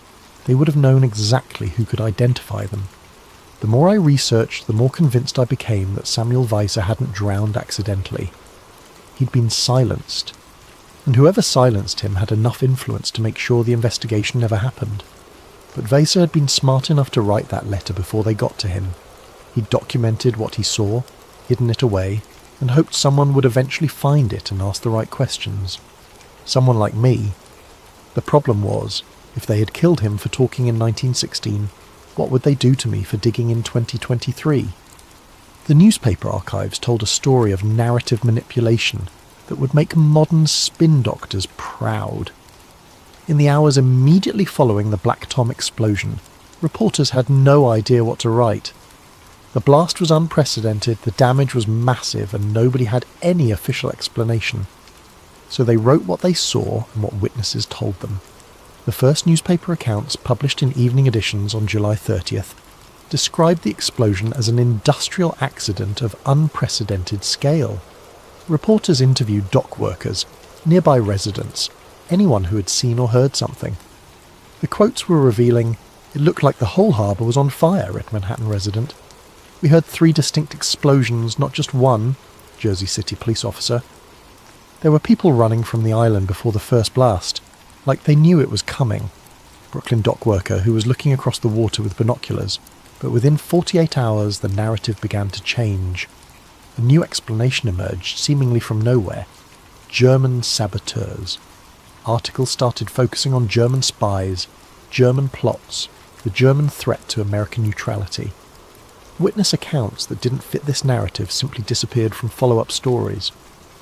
I found draft articles in the archives of the New York Tribune that were never published. One reporter had interviewed a Black Tom security guard who claimed to have seen men in police uniforms acting suspicious on the night of the explosion. The article was pulled before publication, replaced with a piece about German espionage networks. Another unpublished draft described mysterious ships seen in the harbour before the explosion, ships that left immediately after the blast without offering assistance to rescue efforts. That story was replaced with speculation about German U-boats. The pattern was clear. Any information that suggested the explosion might have involved American officials or pointed to a more complex conspiracy was systematically removed from public discourse. Within a week, the story had solidified into something clean and simple. Germans bad, Americans victims, war justified. But the most disturbing thing I found wasn't what was published. It was what was buried in the government archives. I spent weeks requesting documents under the Freedom of Information Act. Most were denied or heavily redacted, but I managed to get partial access to files from the Bureau of Investigation, the predecessor to the FBI. What I found there made my blood run cold. Internal memos from August 1916 revealed that federal investigators knew within days that the official story didn't add up. Witness statements contradicted each other. physical evidence suggested multiple coordinated explosions, not a single sabotage incident, and several witnesses had mentioned seeing American officials in the area before the blast. One memo, dated August 15, 1916, was particularly damning. Recommend suppression of witness statements that implicate domestic parties. German attribution serves national security interests. Case should be closed expeditiously to avoid public panic. The memo was signed by someone whose name was redacted, but the title was visible: Special Assistant to the President. President Woodrow Wilson's administration wasn't just covering up American involvement in Black Tom, they were actively suppressing evidence of it, and they were doing it to manipulate public opinion towards supporting the war. By 1917, when America officially entered World War I, the Black Tom explosion had become a rallying cry. German saboteurs had attacked American soil, damaged an American icon, killed American workers. It was Pearl Harbor before Pearl Harbor, 9/11 before 9/11. Except it wasn't. It was something much worse. An attack carried out with American assistance, covered up by American officials, and used to drag America into a war that made specific American companies incredibly wealthy. The cover-up wasn't just about hiding the truth, it was about weaponizing a lie. Standing on Liberty Island, looking up at the Statue of Liberty's torch, you can see the scars if you know where to look. The official tour guides will tell you that the torch has been closed to public access since 1916 due to structural damage from the Black Tom explosion. They make it sound like a minor inconvenience, a bit of historical trivia. The truth is much more disturbing. I managed to get access to the original engineering reports from 1916, filed by the Army Corps of Engineers immediately after the explosion. What they found was structural damage far beyond what has ever been publicly acknowledged. Shrapnel hadn't just embedded in the copper skin of the torch, it had penetrated deep into the internal framework, compromising the statue's structural integrity. But here's what really caught my attention. The pattern of damage wasn't consistent with a random explosion. The shrapnel strikes were concentrated on specific sections of the torch, almost like someone had aimed the blast to hit particular symbolic targets. The report included detailed photographs that I'd never seen before. Close-ups of the damage showed pieces of metal embedded in the statue's torch arm, but also in her crown and tablet. The inscription on the tablet, July 4, Mdkaleksiski, July 4, 1776, had been partially obliterated by shrapnel. Someone had damaged America's symbol of freedom on the anniversary month of American independence. If that was coincidence, it was a hell of a coincidence. I started researching the conspiracy theories that had grown up around the symbolic nature of the attack. Some claimed the timing and target selection were evidence of ritual occultism, that the explosion had been designed as a symbolic assault on American liberty itself. Others suggested the damage to the torch, a symbol of enlightenment, was meant to represent the extinguishing of American neutrality. Most of these theories were clearly nonsense, but they all shared a common thread: the recognition that the Black Tom explosion had been too precise, too symbolically loaded to be random sabotage. The engineering reports supported this interpretation. According to the technical analysis, the explosions had been carefully calculated to maximise symbolic damage while minimising structural collapse. If the goal had been simply to destroy the ammunition depot, the charges could have been placed more efficiently. If the goal had been to cause maximum casualties, the timing would have been different. But if the goal had been to create a symbolic wound in America's most iconic monument, something that would remain visible for over a century as a reminder of foreign attack, then the placement and timing were perfect. The Statue of Liberty's torch remains closed to the public today, 107 years later. Every day, thousands of tourists look up at that damaged torch and remember that America has been attacked before. They remember that foreign enemies have struck at our symbols of freedom, but they don't know that the attack might have been an inside job. Standing there on Liberty Island, I found myself wondering about the people who planned this operation. They hadn't just wanted to destroy an ammunition depot or kill dock workers. They had wanted to wound America's soul, to create a permanent reminder of vulnerability and victimization. And they had wanted that wound to be visible from Manhattan forever. My grandfather had worked for Consolidated Maritime Insurance Company from 1965 to 1985. It was a small company that handled specialized marine and industrial policies. mostly for New Jersey businesses. When he retired, they gave him a modest pension and a company watch. When the company was bought out by a larger firm in 1995, most of the old records were supposed to be destroyed. But my grandfather had kept copies of some files. Insurance guys are paranoid about documentation. It's an occupational hazard. And apparently, Consolidated Maritime had inherited some very old files when they bought out Northeastern Mutual Insurance back in 1952.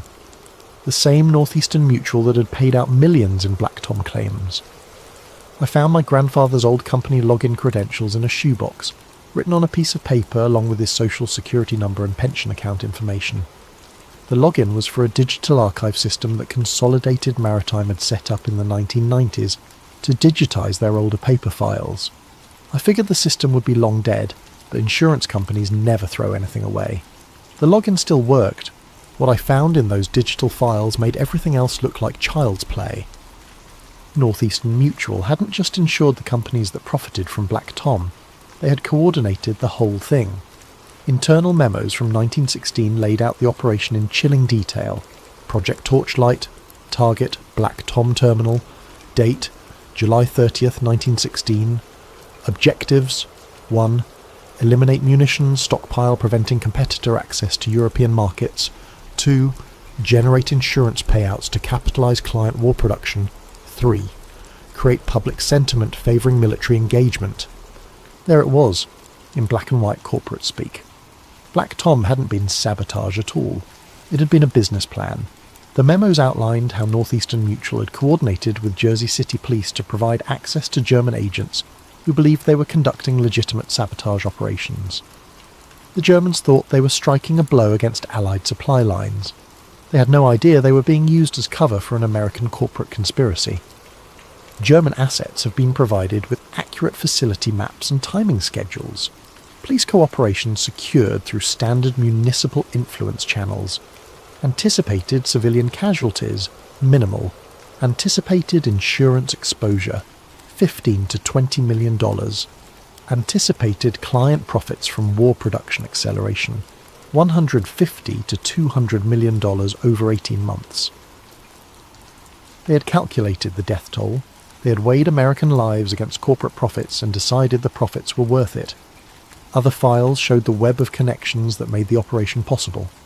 Northeastern Mutual's board included former government officials, active military officers, and executives from major munitions companies.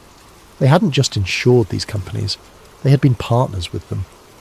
The conspiracy went all the way to Washington. One memo referenced presidential awareness and tacit approval for economic acceleration measures. Wilson himself might not have ordered the Black Tom explosion, but he'd known it was coming and allowed it to happen. But the most disturbing file was dated August 3rd, 1916, the day Samuel Weiser died. It was a brief note from the company's security consultant. Witness situation resolved. River disposal successful. Recommend standard accidental death processing. No further action required. They had murdered Samuel Weiser and documented it in their corporate files like it was just another business expense. As I sat there reading these files, I realised I was looking at evidence of a conspiracy that made Watergate look like a parking ticket.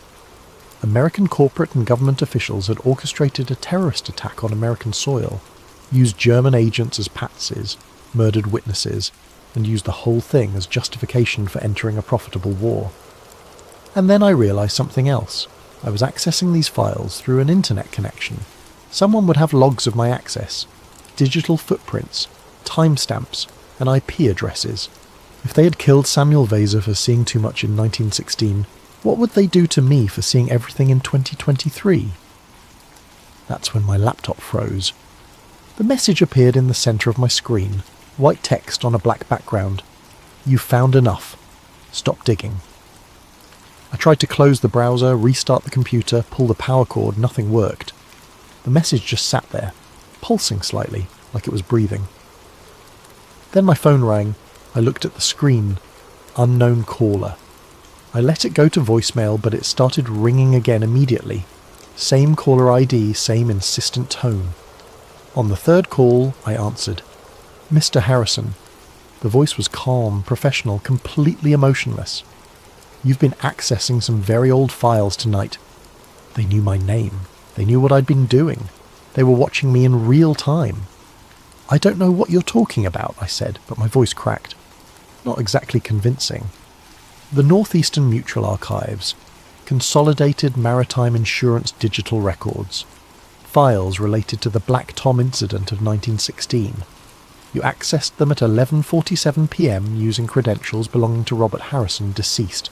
Your grandfather, I believe." I hung up. The phone rang again immediately.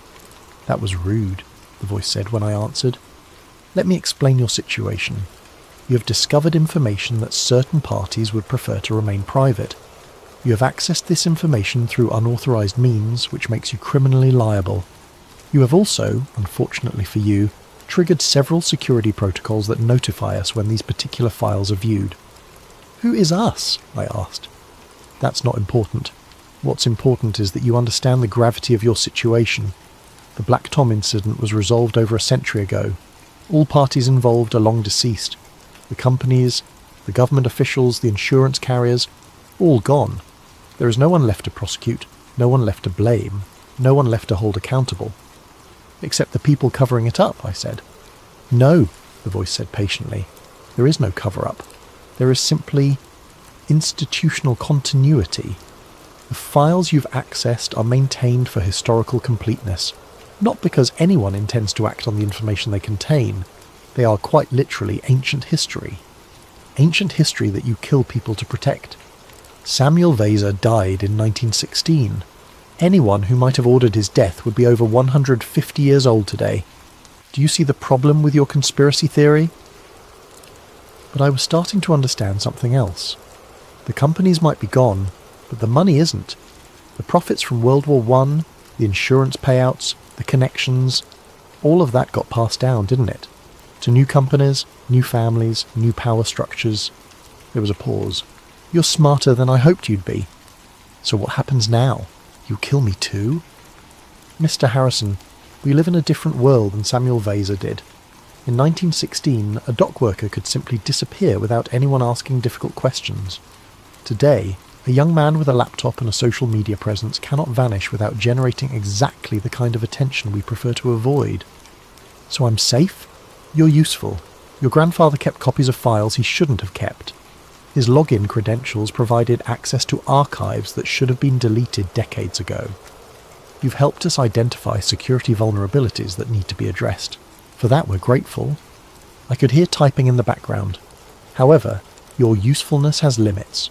You will not publish anything about Black Tom Island. You will not share the files you've accessed.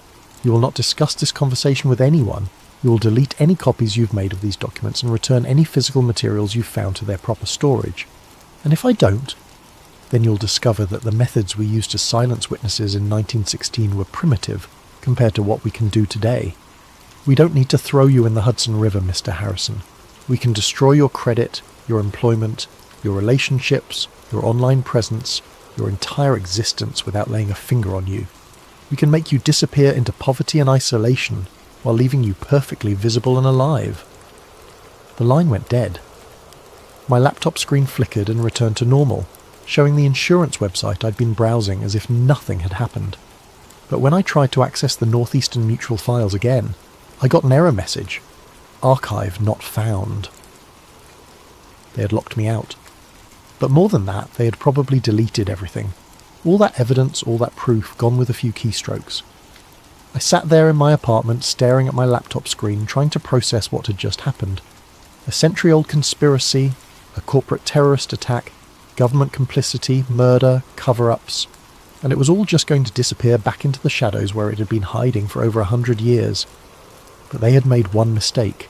They had assumed that grandfather only kept digital copies of the files. I still had the trunk. I still had Samuel Vayser's letter.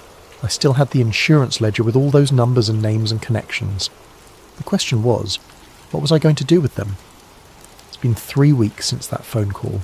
3 weeks of looking over my shoulder, checking my credit report, watching for signs that they're following through on their threats. So far, nothing. Maybe they think they've scared me enough. Maybe they're waiting to see if I keep my mouth shut. Maybe they're planning something I won't see coming. I keep thinking about Samuel Vayser, about what it must have been like for him in those final days. He had seen something he wasn't supposed to see, and he knew they were coming for him. But he wrote that letter anyway. He documented the truth and hid it away, hoping someone would eventually find it and ask the right questions. Someone like me. But here's what really keeps me awake at night. Samuel Weser wasn't the only witness who disappeared. After that phone call, I couldn't stop digging. Call it obsession. Call it stupidity. But I needed to know how deep this thing went. I started researching other people who had been in the area that night, other potential witnesses who might have seen what Weser saw. What I found was a pattern of deaths that stretched far beyond one dock worker. Margaret Flynn, a nurse at the Jersey City Hospital who treated blast victims, died in a gas leak accident in her apartment on August 15th, 1916. She had given interviews to reporters about treating patients with unusual burns that looked more like chemical exposure than explosion injuries. Thomas McKenna, a railroad engineer who claimed to have seen official vehicles leaving Black Tom Island just before the explosion, died when his locomotive mysteriously derailed on August 22nd.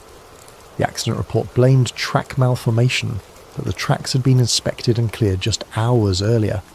Father Giuseppe Torretti, an Italian priest who ran a mission near the waterfront, had been offering shelter to dock workers who were too afraid to return home after the explosion.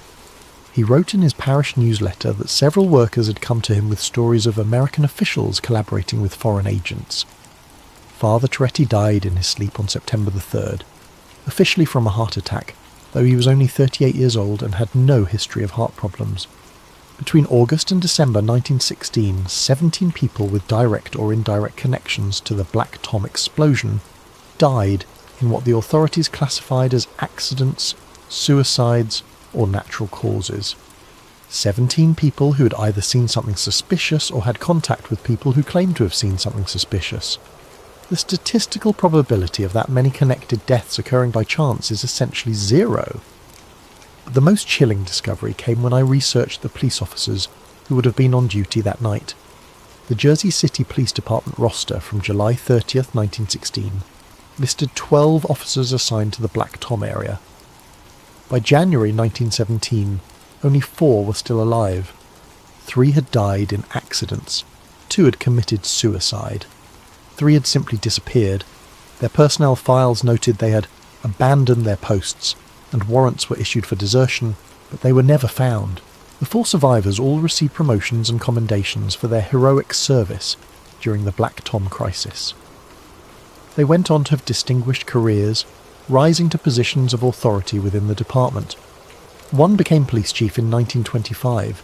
The pattern was unmistakable. Anyone who might have contradicted the official story was eliminated. Anyone who supported it was rewarded. The Black Tom explosion wasn't just sabotage. It was a blueprint for how corporate interests, government corruption, and foreign threats could be combined to manipulate American public opinion and justify profitable wars. It was a beta test for the military-industrial complex that would define American foreign policy for the next century.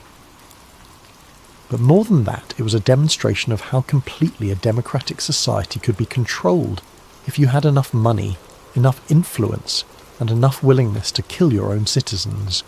Insurance fraud, corporate greed, and hidden hands pushing America into war. These weren't aberrations. They were features. They were how the system was designed to work. And if they silenced 17 witnesses in 1916 to protect that system, what do you think they'll do to me? I've uploaded copies of everything to multiple cloud servers under fake accounts. I've mailed physical copies to journalists, historians, and conspiracy researchers around the country. I've created dead man switches that will automatically publish everything if I don't check in regularly. But I know it probably won't matter. They've had over a century to perfect their methods. They've had over a century to build networks of influence and control that make the 1916 conspiracy look like amateur hour. If they want this story buried, they'll find a way to bury it. And they've already started trying. 2 days after that phone call, I got a letter from the IRS audit notice. Random selection, they claimed. But the timing was suspiciously convenient. Then my credit card company called about unusual activity and froze my accounts pending a fraud investigation. My employer received an anonymous tip that I had been accessing company computers for personal research projects, which led to a formal disciplinary review. Each incident by itself could be coincidence, Together they formed a pattern of pressure designed to make me too busy dealing with bureaucratic nightmares to continue investigating Black Tom. But the real message came when I tried to access my grandfather's house. I drove to Jersey City last weekend, planning to go through the attic more thoroughly. Maybe there were other documents I had missed, other evidence that could corroborate Samuel Weiser's story. But when I got to the house, there was a condemned notice on the front door. According to the city building inspector who posted the notice, the house had structural integrity issues that made it unsafe for occupancy. The foundation was allegedly compromised, the roof was supposedly on the verge of collapse, and the electrical system posed an imminent fire hazard. Funny thing is, I'd been in that house just 3 weeks earlier, and it was perfectly fine, sturdy as the day it was built.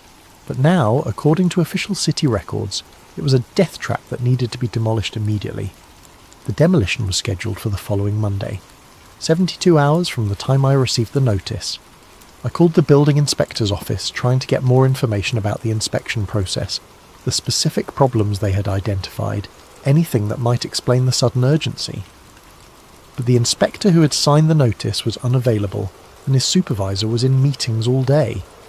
What I did learn, through some creative phone calls to neighbours, was that men in suits had been going door to door in the neighbourhood, asking about the old Harrison place, and whether anyone had seen suspicious activity around the property recently. They claimed to be federal investigators looking into potential environmental hazards, but they wouldn't show identification, and they left no business cards. The neighbours were scared. One elderly woman told me that the men had made it clear that asking too many questions about their investigations would not be in her best interests. I realised then that they weren't just trying to silence me. They were trying to eliminate all physical evidence of what I had discovered. The trunk, the documents, anything that might corroborate my story was about to be buried under a pile of rubble. So I did something stupid. I broke into my own grandfather's house. The structural integrity issues were bullshit, of course. The house was solid as a rock. But what I found in the attic made my blood run cold. The trunk was gone. Not just moved or damaged, completely gone, along with everything it had contained. Samuel Weiser's letter, the insurance ledger, the burned papers, all of it. In place of the trunk, there was a neat pile of ash on the attic floor, as if someone had burned everything and carefully swept up the remains. But they had missed something. Hidden behind a loose floorboard, I found another document, one I hadn't discovered during my first visit. It was a carbon copy of Samuel Weiser's letter, written in the same handwriting but addressed to someone different. Father Toretti, it began. If something happens to me, please make sure this information reaches the right people. This was Weiser's insurance policy. He had made copies of his account and hidden them with different people, hoping that even if they found and destroyed one version, another might survive. The letter to Father Toretti was identical to the one I had found in the trunk, but it included an additional paragraph at the end. They know I saw them. 2 of the police officers came by my boarding house yesterday, asking questions about my work schedule, my family, whether I'd been talking to reporters. They were friendly enough, but there was something in their eyes that made my skin crawl. I've decided to leave Jersey City for a while, maybe visit my cousin in Philadelphia until this all blows over. If you're reading this, it means I never made it to the train station. Samuel Weiser had known they were coming for him. He had tried to run, and they had caught him anyway. But more importantly, he had trusted Father Toretti with a copy of his story. The same Father Toretti who had died of a heart attack just a few weeks later. Still, I had to try. Samuel Weiser died trying to tell this story. Father Toretti died trying to protect it. The least I can do is risk my comfortable middle-class existence to tell it properly. Because the thing is, Black Tom wasn't a one-time event. It was a proof of concept. If you know what to look for, you can see the same patterns repeating throughout American history. Convenient attacks that justify profitable wars, corporate interest aligned with government policy, witnesses who disappear or discredit themselves. The methods get more sophisticated, but the fundamental approach remains the same. Create a crisis, control the narrative, profit from the solution. How many other foreign attacks on American soil have actually been domestic operations? How many other Samuel Weisers have been silenced before they could tell their stories? How many other trunks full of evidence are sitting in American attics? waiting for curious grandchildren to find them. I don't know if anyone will believe this story. I don't know if anyone will care enough to dig deeper. I don't know if I'll be around to find out. But I know this.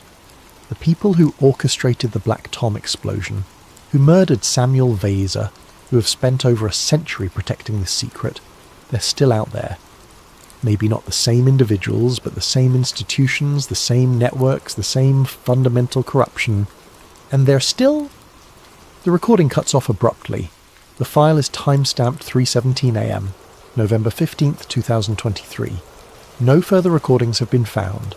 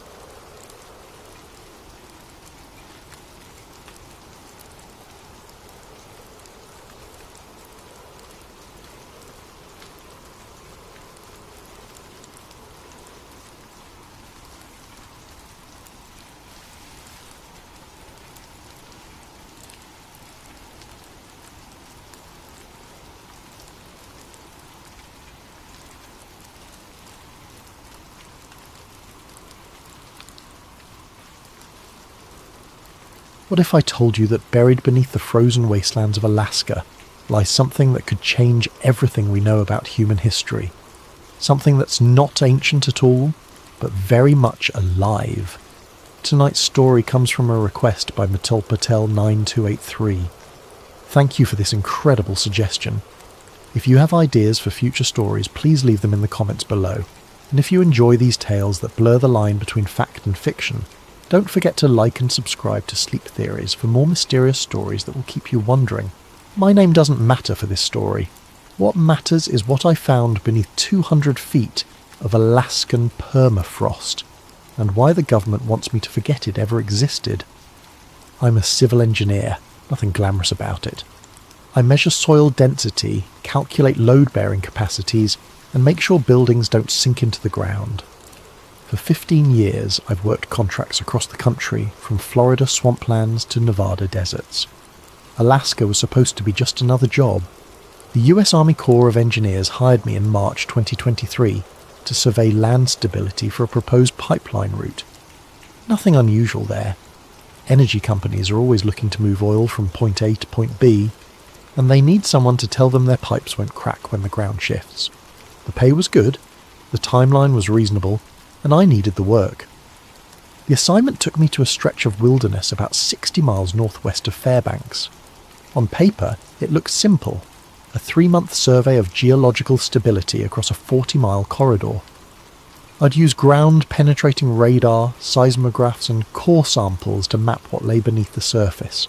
Standard procedure. I should have known something was off when they gave me a satellite phone with specific instructions to check in every 12 hours. Weather can change fast up there, the project coordinator explained. We need to know you're alive. But Alaska's a dangerous place. People disappear into the wilderness all the time. It seemed reasonable. I flew into Fairbanks on a Tuesday in April, rented a heavy-duty pickup truck and loaded it with equipment. The drive to my assigned sector took 3 hours on increasingly rough roads. The last 20 miles were barely more than frozen tyre tracks cutting through endless stands of black spruce and birch. When I finally reached my starting coordinates, the silence was absolute. No wind, no animals, no aircraft overhead. Just me, my equipment, and thousands of square miles of nothing. That's when the work began, and that's when everything I thought I knew about the world started to unravel. The first week went exactly as planned. I established a base camp with a generator-powered trailer and methodically began surveying the proposed pipeline route. The ground-penetrating radar showed typical permafrost patterns, layers of ice and soil that had been frozen for millennia. My seismograph readings were clean, showing the kind of stable bedrock that pipeline engineers love to see. Core samples revealed nothing unusual, standard Arctic soil composition with good load-bearing characteristics. I was making excellent progress. Then, on day 8, something changed. I was setting up the radar array for the morning survey when I noticed interference patterns on my display. Instead of the usual chaotic scattering that indicates rock and soil, I was seeing geometric shapes. At first I assumed it was equipment malfunction. Electronic devices can act strangely in extreme cold, and I'd been pushing my gear hard. I recalibrated the radar, replaced cables, and ran diagnostic tests. Everything checked out perfectly, but the shapes remained straight lines, perfect 90-degree angles, and beneath everything a massive triangular form with sides that extended beyond my radar's maximum penetration depth of 200 feet. I switched to the seismograph, thinking maybe sound waves would give me different data. I set off small explosive charges and measured how the shock waves travelled through the ground. Standard geological surveying technique. The results made no sense. Sound waves were reflecting off something solid and geometrically perfect about 150 feet down. The reflection pattern showed clean edges, flat surfaces, and precise angles. In nature, you don't find precise angles. Rivers meander, mountains erode into curves, and rock formations crack in random patterns. This was something else entirely. I spent the rest of that day running every test I could think of. Different frequencies, multiple angles, overlapping surveys. Every single measurement confirmed the same impossible truth. There was a massive pyramid buried beneath the permafrost, and it was huge. My calculations suggested sides at least 800 feet long, significantly larger than the Great Pyramid of Giza. The depth readings indicated it was sitting on bedrock, which meant it had been built on the surface and then buried by millions of years of geological processes. Except that made no sense either. Alaska's geological history doesn't include ancient civilizations capable of megalithic construction. The entire region was under glacial ice, until relatively recently in geological terms. I sat in my trailer that night staring at the printouts and digital displays, trying to find any explanation that didn't challenge everything I understood about engineering and archaeology. Maybe it was a natural formation that just happened to look geometric. Maybe my instruments were picking up interference from buried metal or deposits. Maybe the extreme cold was affecting my equipment in ways I didn't understand. But deep down I knew I was looking at something artificial, something that had been deliberately constructed and then hidden beneath the ice. The question was, who built it, and why? I needed supplies, and more importantly, I needed to talk to someone who knew the area's history. The nearest settlement was a village called Yukon Crossing, population 127 according to the road sign. It was a 40-minute drive south on a road that tested every shock absorber in my truck. Yukon Crossing looked like a lot of rural Alaskan towns, a handful of weathered buildings clustered around a general store, and a combination post office-gas station. Most of the residents lived in trailer homes or log cabins scattered among the trees. Smoke rose from chimneys in thin grey columns against the bright spring sky. The general store served as the unofficial community centre. Inside, I found an elderly native Alaskan man named Joseph Kaltag behind the counter, selling everything from canned goods to ammunition to fishing gear. He looked like he'd been running the place for decades. "You're the pipeline engineer," he said before I could introduce myself. It wasn't a question. "Word travels fast," I replied. "Not much happens around here." He rang up my purchases: batteries, fuel canisters, and enough food to last another week. "You working up in the Forbidden Valley?" I looked up from counting cash. Forbidden Valley? Joseph's weathered face remained expressionless, but I caught something in his eyes. Concern, maybe, or warning. That's what my grandfather called it. Said the spirits there were angry, animals won't go near it, and hunters who get too close. He shrugged. "Their compasses don't work right." "Magnetic interference," I said automatically. "Probably iron or deposits in the bedrock." Maybe he handed me my change, or maybe some things are better left buried. I was loading supplies into my truck when a younger native woman approached. She introduced herself as Marie Kaltag, Joseph's granddaughter, and a pilot who flew supply runs to remote camps throughout the region.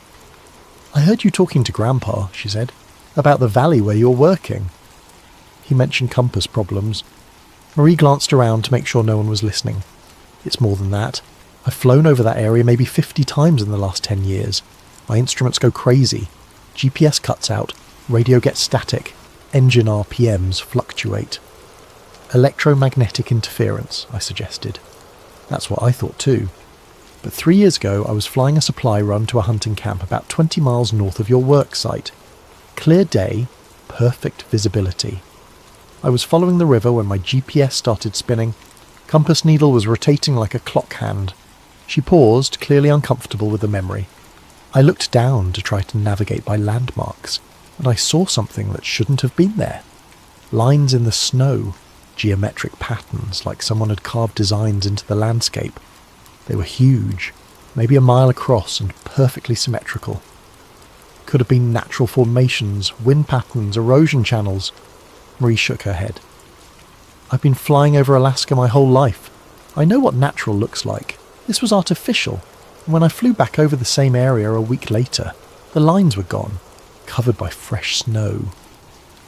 I thanked her for the information and headed back to camp, but I couldn't stop thinking about what she'd said. Geometric patterns in the snow, electromagnetic interference, compasses spinning wildly. It all pointed to the same conclusion I was trying to avoid. Something beneath the permafrost was actively affecting the environment around it. That night, I reviewed my survey data again, looking for any detail I might have missed. The pyramid structure was consistent across all my measurements, but there was something else. Subtle variations in the electromagnetic readings that suggested complex internal architecture. Whatever was down there, it wasn't just a solid mass of stone. It had chambers, passages, and what looked like intricate internal mechanisms. And according to my instruments, some of those mechanisms were drawing electrical current. I woke up on day 12 to the sound of helicopter rotors. From my trailer window I could see a Black Hawk settling onto a flat area about 200 yards from my camp. No military markings, but the aircraft had the unmistakable look of government hardware. 3 men in winter camouflage climbed out as the rotors spun down. They walked directly to my trailer with the confident stride of people who expected cooperation. The leader was a tall man with close-cropped hair and reflective sunglasses. His companions looked like soldiers trying to dress like civilians, too alert, too fit, and carrying themselves like they had weapons hidden under their jackets. "Mr. Harrison," the leader said, reading my name from a tablet. "I'm Agent Collins, Department of Homeland Security. We need to discuss your recent survey findings." I stepped outside, keeping my expression neutral. I wasn't aware DHS had jurisdiction over pipeline surveys. "We have jurisdiction over potential national security threats." Collins gestured toward my equipment array. "Your seismic activity has been flagged by our monitoring systems. We need to examine your data and confiscate any materials related to subsurface anomalies." "What subsurface anomalies?" Collins removed his sunglasses, revealing pale blue eyes that seemed to look right through me. "Mr. Harrison, we know exactly what you found down there. The question is whether you're going to cooperate voluntarily or make this difficult." I had 2 choices: hand over my data willingly or watch them take it by force. Either way, they were getting what they wanted. "The hard drives are in the trailer," I said. One of Collins' men immediately headed inside while the other began disconnecting my external monitoring equipment. They worked with practiced efficiency, clearly familiar with this type of confiscation. "How long have you known it was there?" I asked. Collins was quiet for a long moment, apparently deciding how much to tell me. "The structure first appeared on our deep scanning systems in 1992. We've been monitoring it ever since." "Appeared? You mean you discovered it in 1992? "No, Mr. Harrison. I mean it appeared in 1992.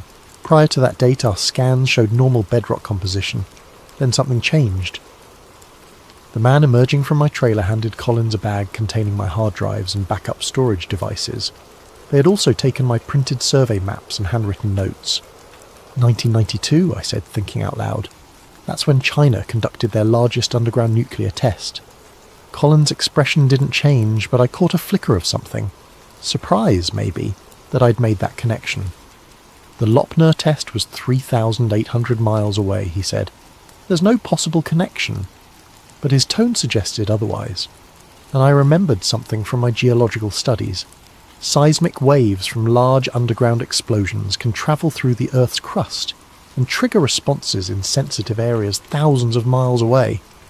What if the Chinese nuclear test had somehow activated whatever was buried beneath the Alaskan permafrost? You're being reassigned, Collins continued, handing me an official-looking document. Your contract has been terminated due to unforeseeable circumstances. A helicopter will arrive tomorrow morning to transport you back to Fairbanks. What about my equipment? It's been contaminated by proximity to hazardous materials. Standard decontamination procedures require disposal. That was obviously a lie. There were no hazardous materials in the area. I'd have detected them during my survey.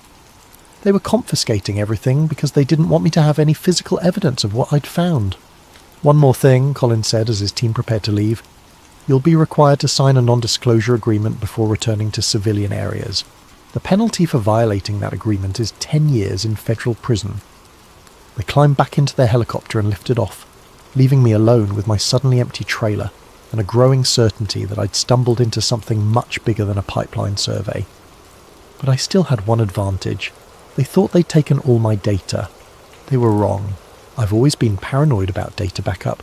Too many years of watching hard drives crash and taking blame for lost survey information. So I keep a small handheld GPS unit with built-in memory storage that automatically logs all my location coordinates and instrument readings. Collins and his team had missed it because it was clipped to my belt, looked like standard hiking gear, and wasn't connected to my main computer systems. That night, I reviewed the stored data on the device's tiny screen. Everything was there. Coordinates, depth readings, electromagnetic measurements, and seismic mapping data. Enough information to prove that something massive and artificial was buried beneath the permafrost. But proof wasn't enough. I needed to understand what it was and why the government was so determined to keep it secret. I made a decision that probably should have gotten me killed. I was going back to the site for one final investigation. The helicopter pickup was scheduled for 8 a.m, which gave me about 6 hours of darkness to work with. I loaded basic equipment into my backpack. The handheld GPS, the digital camera, a small electromagnetic field detector, and a battery-powered radio, and hiked back to the survey area. The night was clear and bitterly cold. My breath formed ice crystals that seemed to hang in the air, and the snow crunched under my boots with sounds like breaking glass. Above me, the aurora borealis painted green curtains across the star-filled sky. I reached the coordinates where my instruments had detected the pyramid's apex. According to my calculations, I was standing directly above the structure's highest point, about 120 feet below my boots. The handheld detector immediately started showing readings. Electromagnetic activity was significantly higher than background levels, and it seemed to be increasing. The device's small screen showed wave patterns that looked almost like a heartbeat, regular pulses of energy rising and falling in consistent cycles. I took photos of the instrument readings and recorded GPS coordinates, building a digital record that I could hopefully smuggle out of Alaska. But as I worked, something strange began happening. The aurora overhead was changing. Instead of the usual flowing curtains of light, it was forming geometric patterns, straight lines and angular shapes that mirrored the underground structure. It was as if the buried pyramid was somehow influencing the electromagnetic phenomena in the upper atmosphere. That's when I felt the vibration. It started as a barely perceptible tremor in the ground, like the feeling of a distant freight train. But it quickly intensified until I could feel it in my bones, a deep, rhythmic pulsing that seemed to synchronize with the electromagnetic readings on my detector. The device's screen was flashing warnings. Energy levels were spiking far beyond anything I'd measured during my official survey. Whatever was buried down there was waking up. I started backing away from the site, but before I could get more than 50 yards, everything electronic I carried died simultaneously. The GPS unit, the detector, my digital camera, even my LED flashlight, all dead, as if something had delivered a massive electromagnetic pulse. Above me, the aurora was blazing brighter than I had ever seen, forming complex geometric patterns that hurt to look at directly. The air itself seemed to be humming with energy, and I could feel static electricity building up on my clothing and exposed skin. Then, as suddenly as it had begun, everything stopped. The aurora faded back to normal patterns. The ground vibration ceased. The electrical sensation disappeared. I was left standing in the middle of the Alaskan wilderness in complete darkness, holding a handful of dead electronics. I stumbled back toward camp using starlight for navigation, reaching my trailer just before dawn. When I tried to start my truck, the engine turned over immediately. Apparently whatever had killed my handheld electronics hadn't affected the vehicle's more robust electrical system. But I knew what I had experienced wasn't natural. The buried pyramid wasn't just an ancient artifact or geological formation. It was some kind of active installation that could influence electromagnetic fields across a wide area. The question was, what was its purpose? The helicopter arrived exactly at 8 a.m, piloted by a civilian contractor who seemed unaware that he was participating in a government cover-up. During the flight back to Fairbanks, I signed the non-disclosure agreement Collins had mentioned, legally binding myself to remain silent about my discoveries. But signing the paper didn't erase my memory, and it didn't eliminate the data I'd managed to keep hidden. I flew back to Seattle that afternoon and spent the next 2 weeks trying to return to normal life. I updated my resume, contacted potential clients, and attempted to focus on finding my next engineering contract. But I couldn't stop thinking about what lay buried beneath the Alaskan permafrost. Late one night, unable to sleep, I sat down with my laptop and started researching everything I could find about electromagnetic anomalies, underground structures, and the 1992 Chinese nuclear test that Agent Collins had mentioned. What I discovered changed everything. The Chinese test, conducted at the Lop Nua facility on May 21, 1992, was indeed one of the largest underground nuclear explosions ever detonated. The blast was so powerful that seismic monitoring stations around the world recorded the shockwaves as they travelled through the Earth's crust. But that wasn't the interesting part. I found archived scientific papers describing unusual electromagnetic phenomena that occurred globally in the days following the test. Radio disruptions, satellite communication failures, and compass anomalies were reported from locations thousands of miles away from the blast site. Most significantly, several research stations in Alaska reported sudden spikes in local electromagnetic activity, beginning approximately 6 hours after the Chinese detonation. Exactly the amount of time it would take seismic waves to travel through the Earth's crust from Lop Nua to Alaska. I cross-referenced these reports with geological surveys of the Alaskan region and found something that made my blood run cold. Every single electromagnetic anomaly had been reported from locations within a 50-mile radius of my survey site. Whatever was buried there had indeed been activated by the Chinese nuclear test, just as Collins had implied, but the implications went far beyond a simple cause and effect relationship. I started plotting the locations of other reported anomalies on a world map, looking for patterns. What I found was a global network of similar sites, places where electromagnetic activity had spiked following major seismic events, underground installations that seemed to respond to specific triggers. The more I researched, the more convinced I became that the Alaskan pyramid wasn't unique. It was part of a worldwide system of buried structures, all apparently designed to respond to geological disturbances, but designed by whom, and for what purpose? I thought back to the night I'd witnessed the energy pulse, remembering how the aurora borealis had formed geometric patterns directly above the burial site. Aurora phenomena are caused by charged particles from the sun interacting with Earth's magnetic field. If the underground structure could influence those interactions, it was essentially broadcasting energy into space. What if the buried pyramids weren't ancient monuments at all? What if they were communication devices, a global network designed to transmit signals to somewhere far beyond Earth? The possibility was terrifying and fascinating in equal measure. If I was right, then humanity shared the planet with technology that predated our entire civilization. by potentially millions of years. Technology that was still active, still responding to triggers, still sending messages to unknown recipients.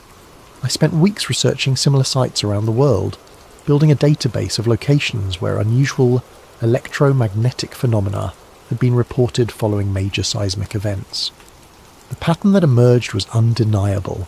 A global network of transmission stations, all apparently activated by disturbances in the Earth's crust.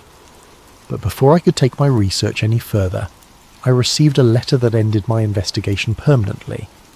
The letter arrived exactly 1 month after my return from Alaska.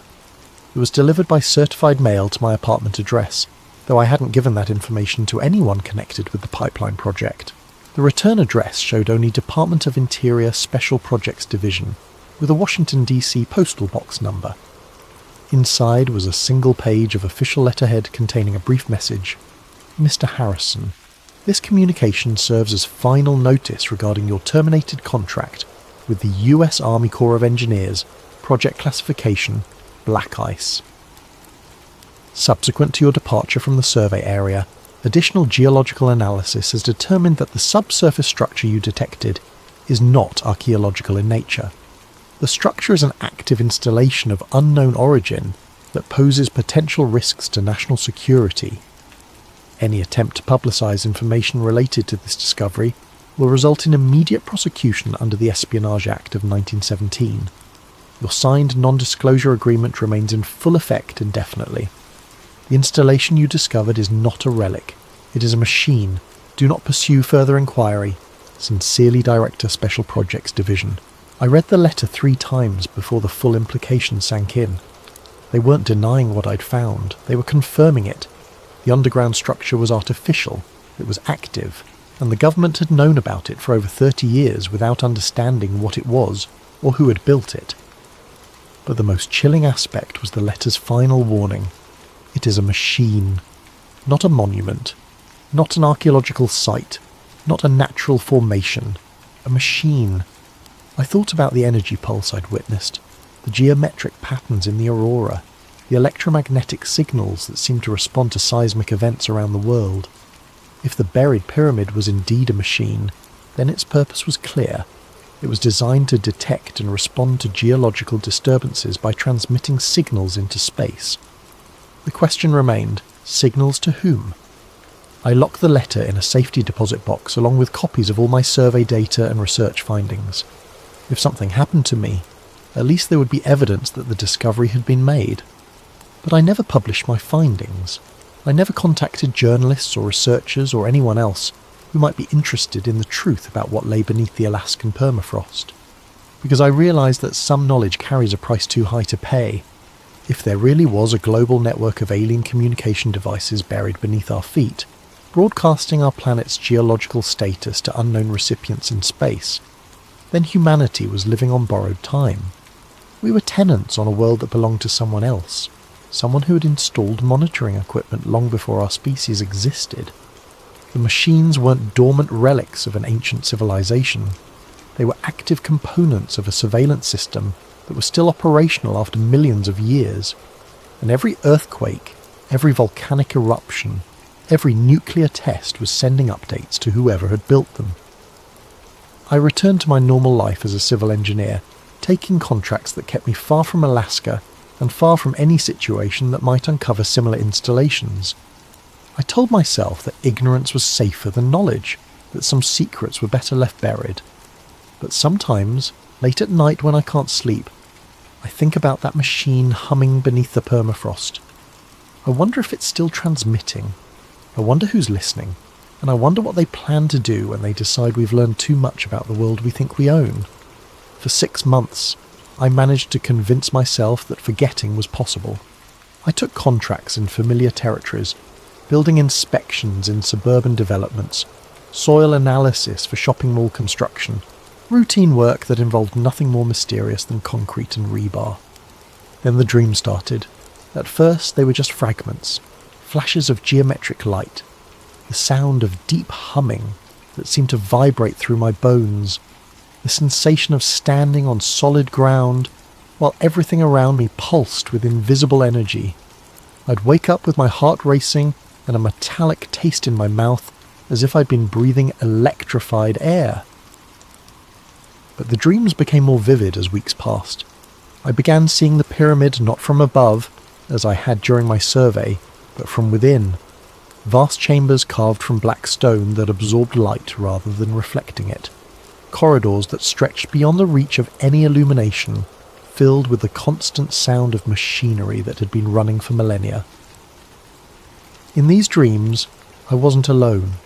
Shadowy figures moved through the passages, tall, elongated forms that seemed more like geometric projections than living beings.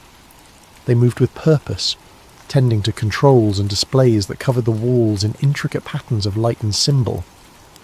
The most disturbing part was that they seemed aware of me.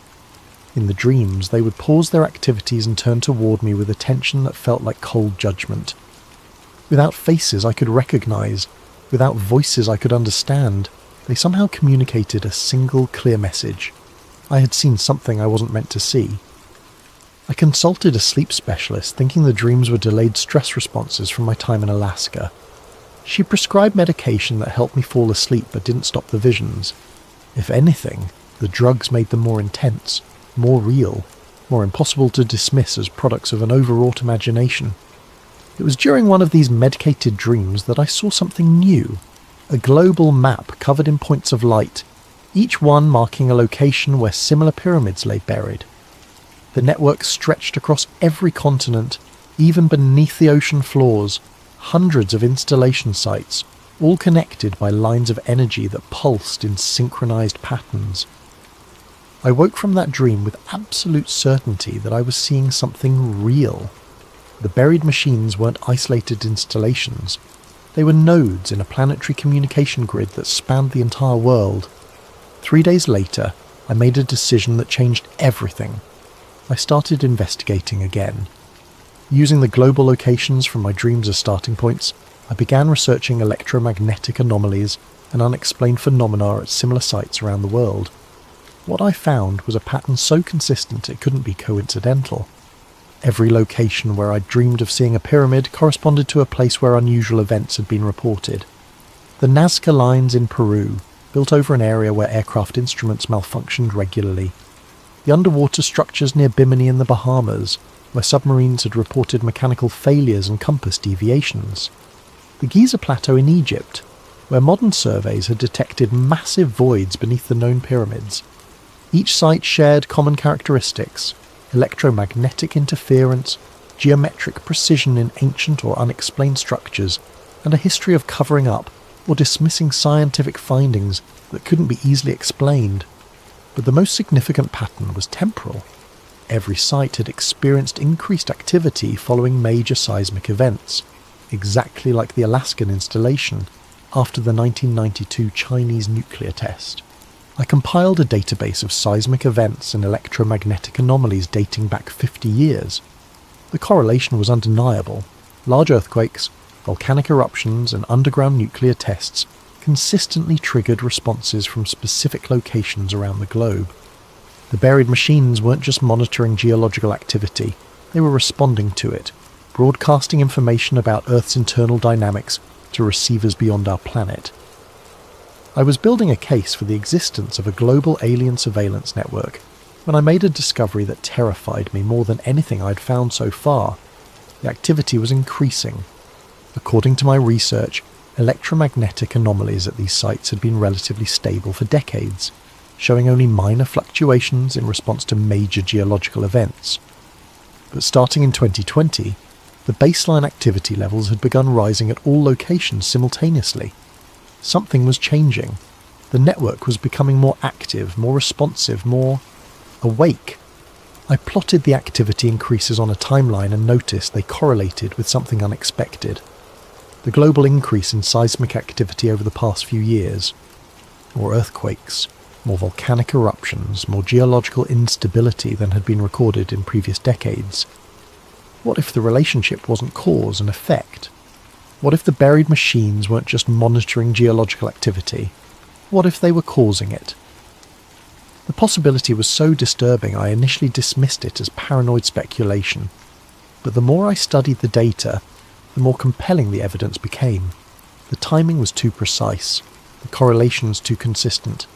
If I was right, then humanity was living on a planet where alien technology was actively destabilizing the geological systems that supported all life on Earth. But why? What possible purpose could be served by triggering earthquakes and volcanic eruptions? The answer came to me during another dream, but this time I was prepared. I had set up a digital recorder beside my bed, hoping to capture any words or sounds I might make while experiencing the visions. What I heard when I played back the recording the next morning was my own voice, but speaking words I didn't remember saying. Stress testing, planetary stability assessment, structural analysis phase approaching completion.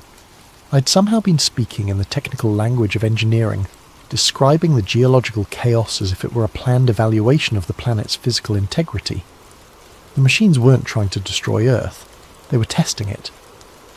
Over the following weeks, I dove deeper into geological data, looking for patterns that might support my terrifying hypothesis.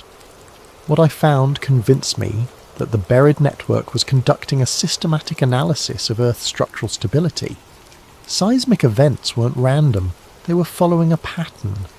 Stress points in tectonic plates were being tested in sequence, as if something was methodically evaluating how much pressure the planet's crust could withstand before catastrophic failure.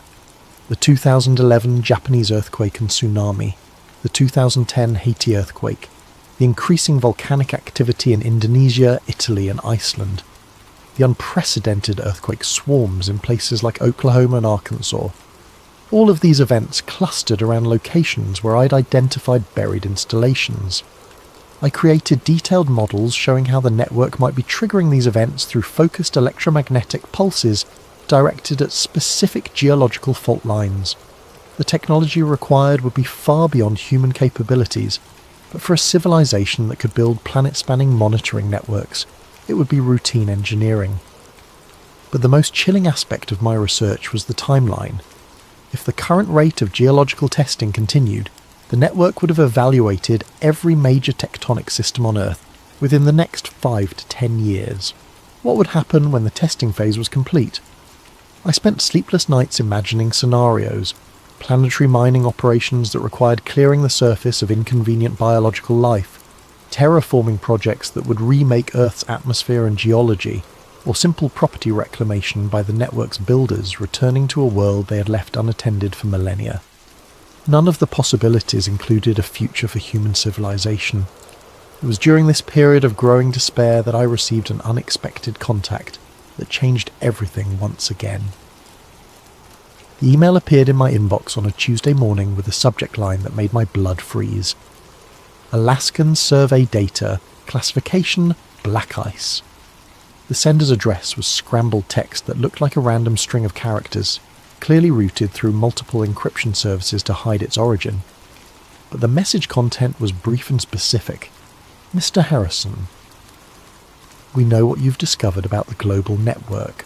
Your research parallels investigations conducted by others who have encountered similar installations. A meeting has been arranged.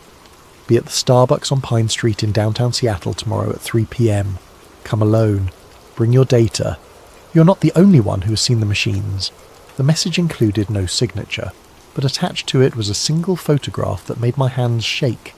An image of my own survey equipment at the Alaskan site, taken from an angle that suggested the photographer had been watching my investigation from a significant distance.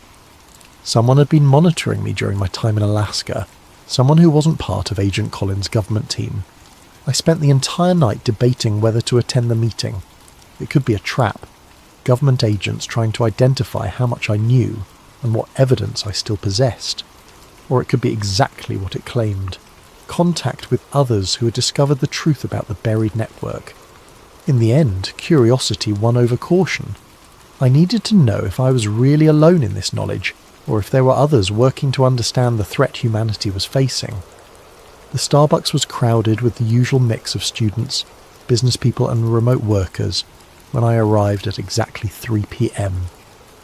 I ordered coffee and found a table near the back, trying to identify anyone who might be waiting for me. At 3:15, a woman in her 50s approached my table.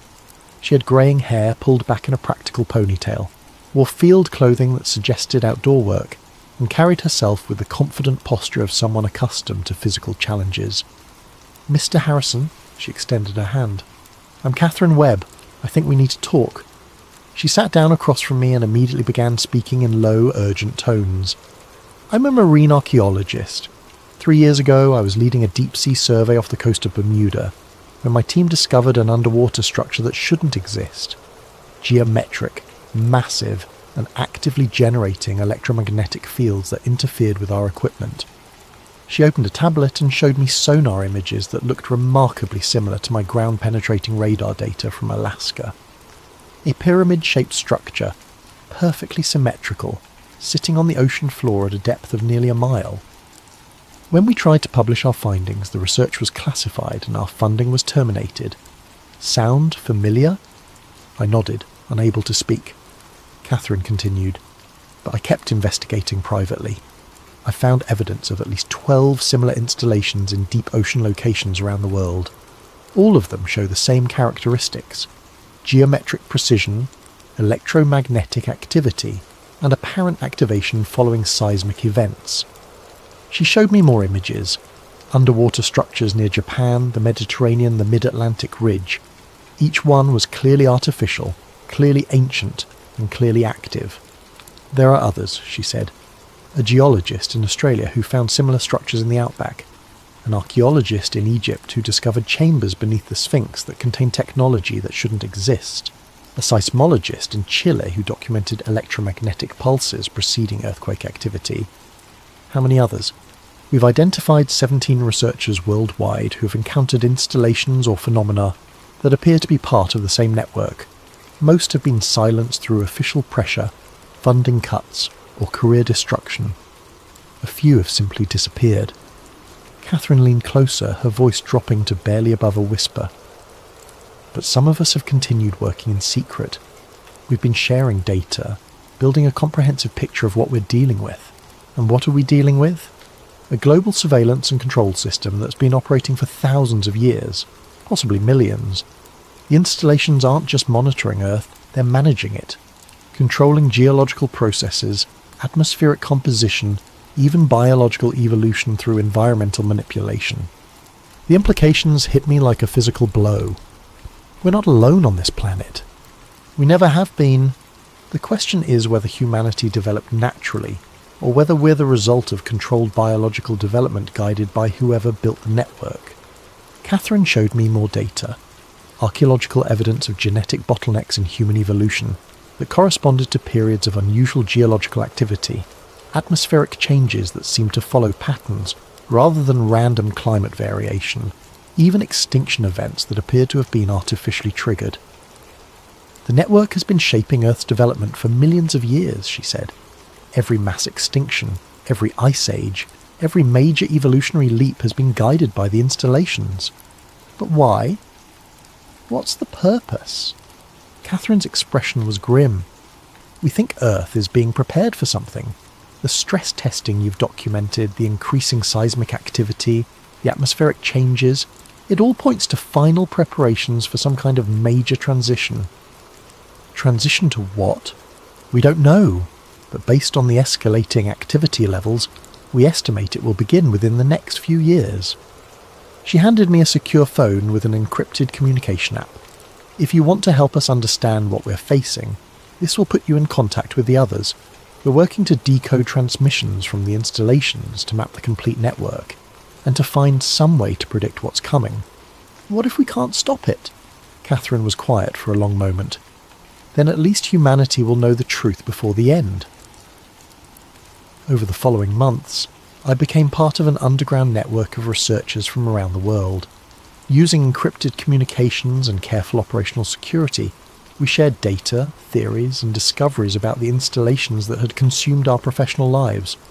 What emerged from our collective research was a picture of Earth that challenged everything humanity believed about our planet and our place in the universe. The installation network was vast. Over 300 confirmed sites across all continents and ocean floors. Each site contained structures of identical design but varying scale, all built from materials that didn't match any known geological formations. The construction showed evidence of technology far beyond human capabilities, with precision that exceeded our best modern engineering.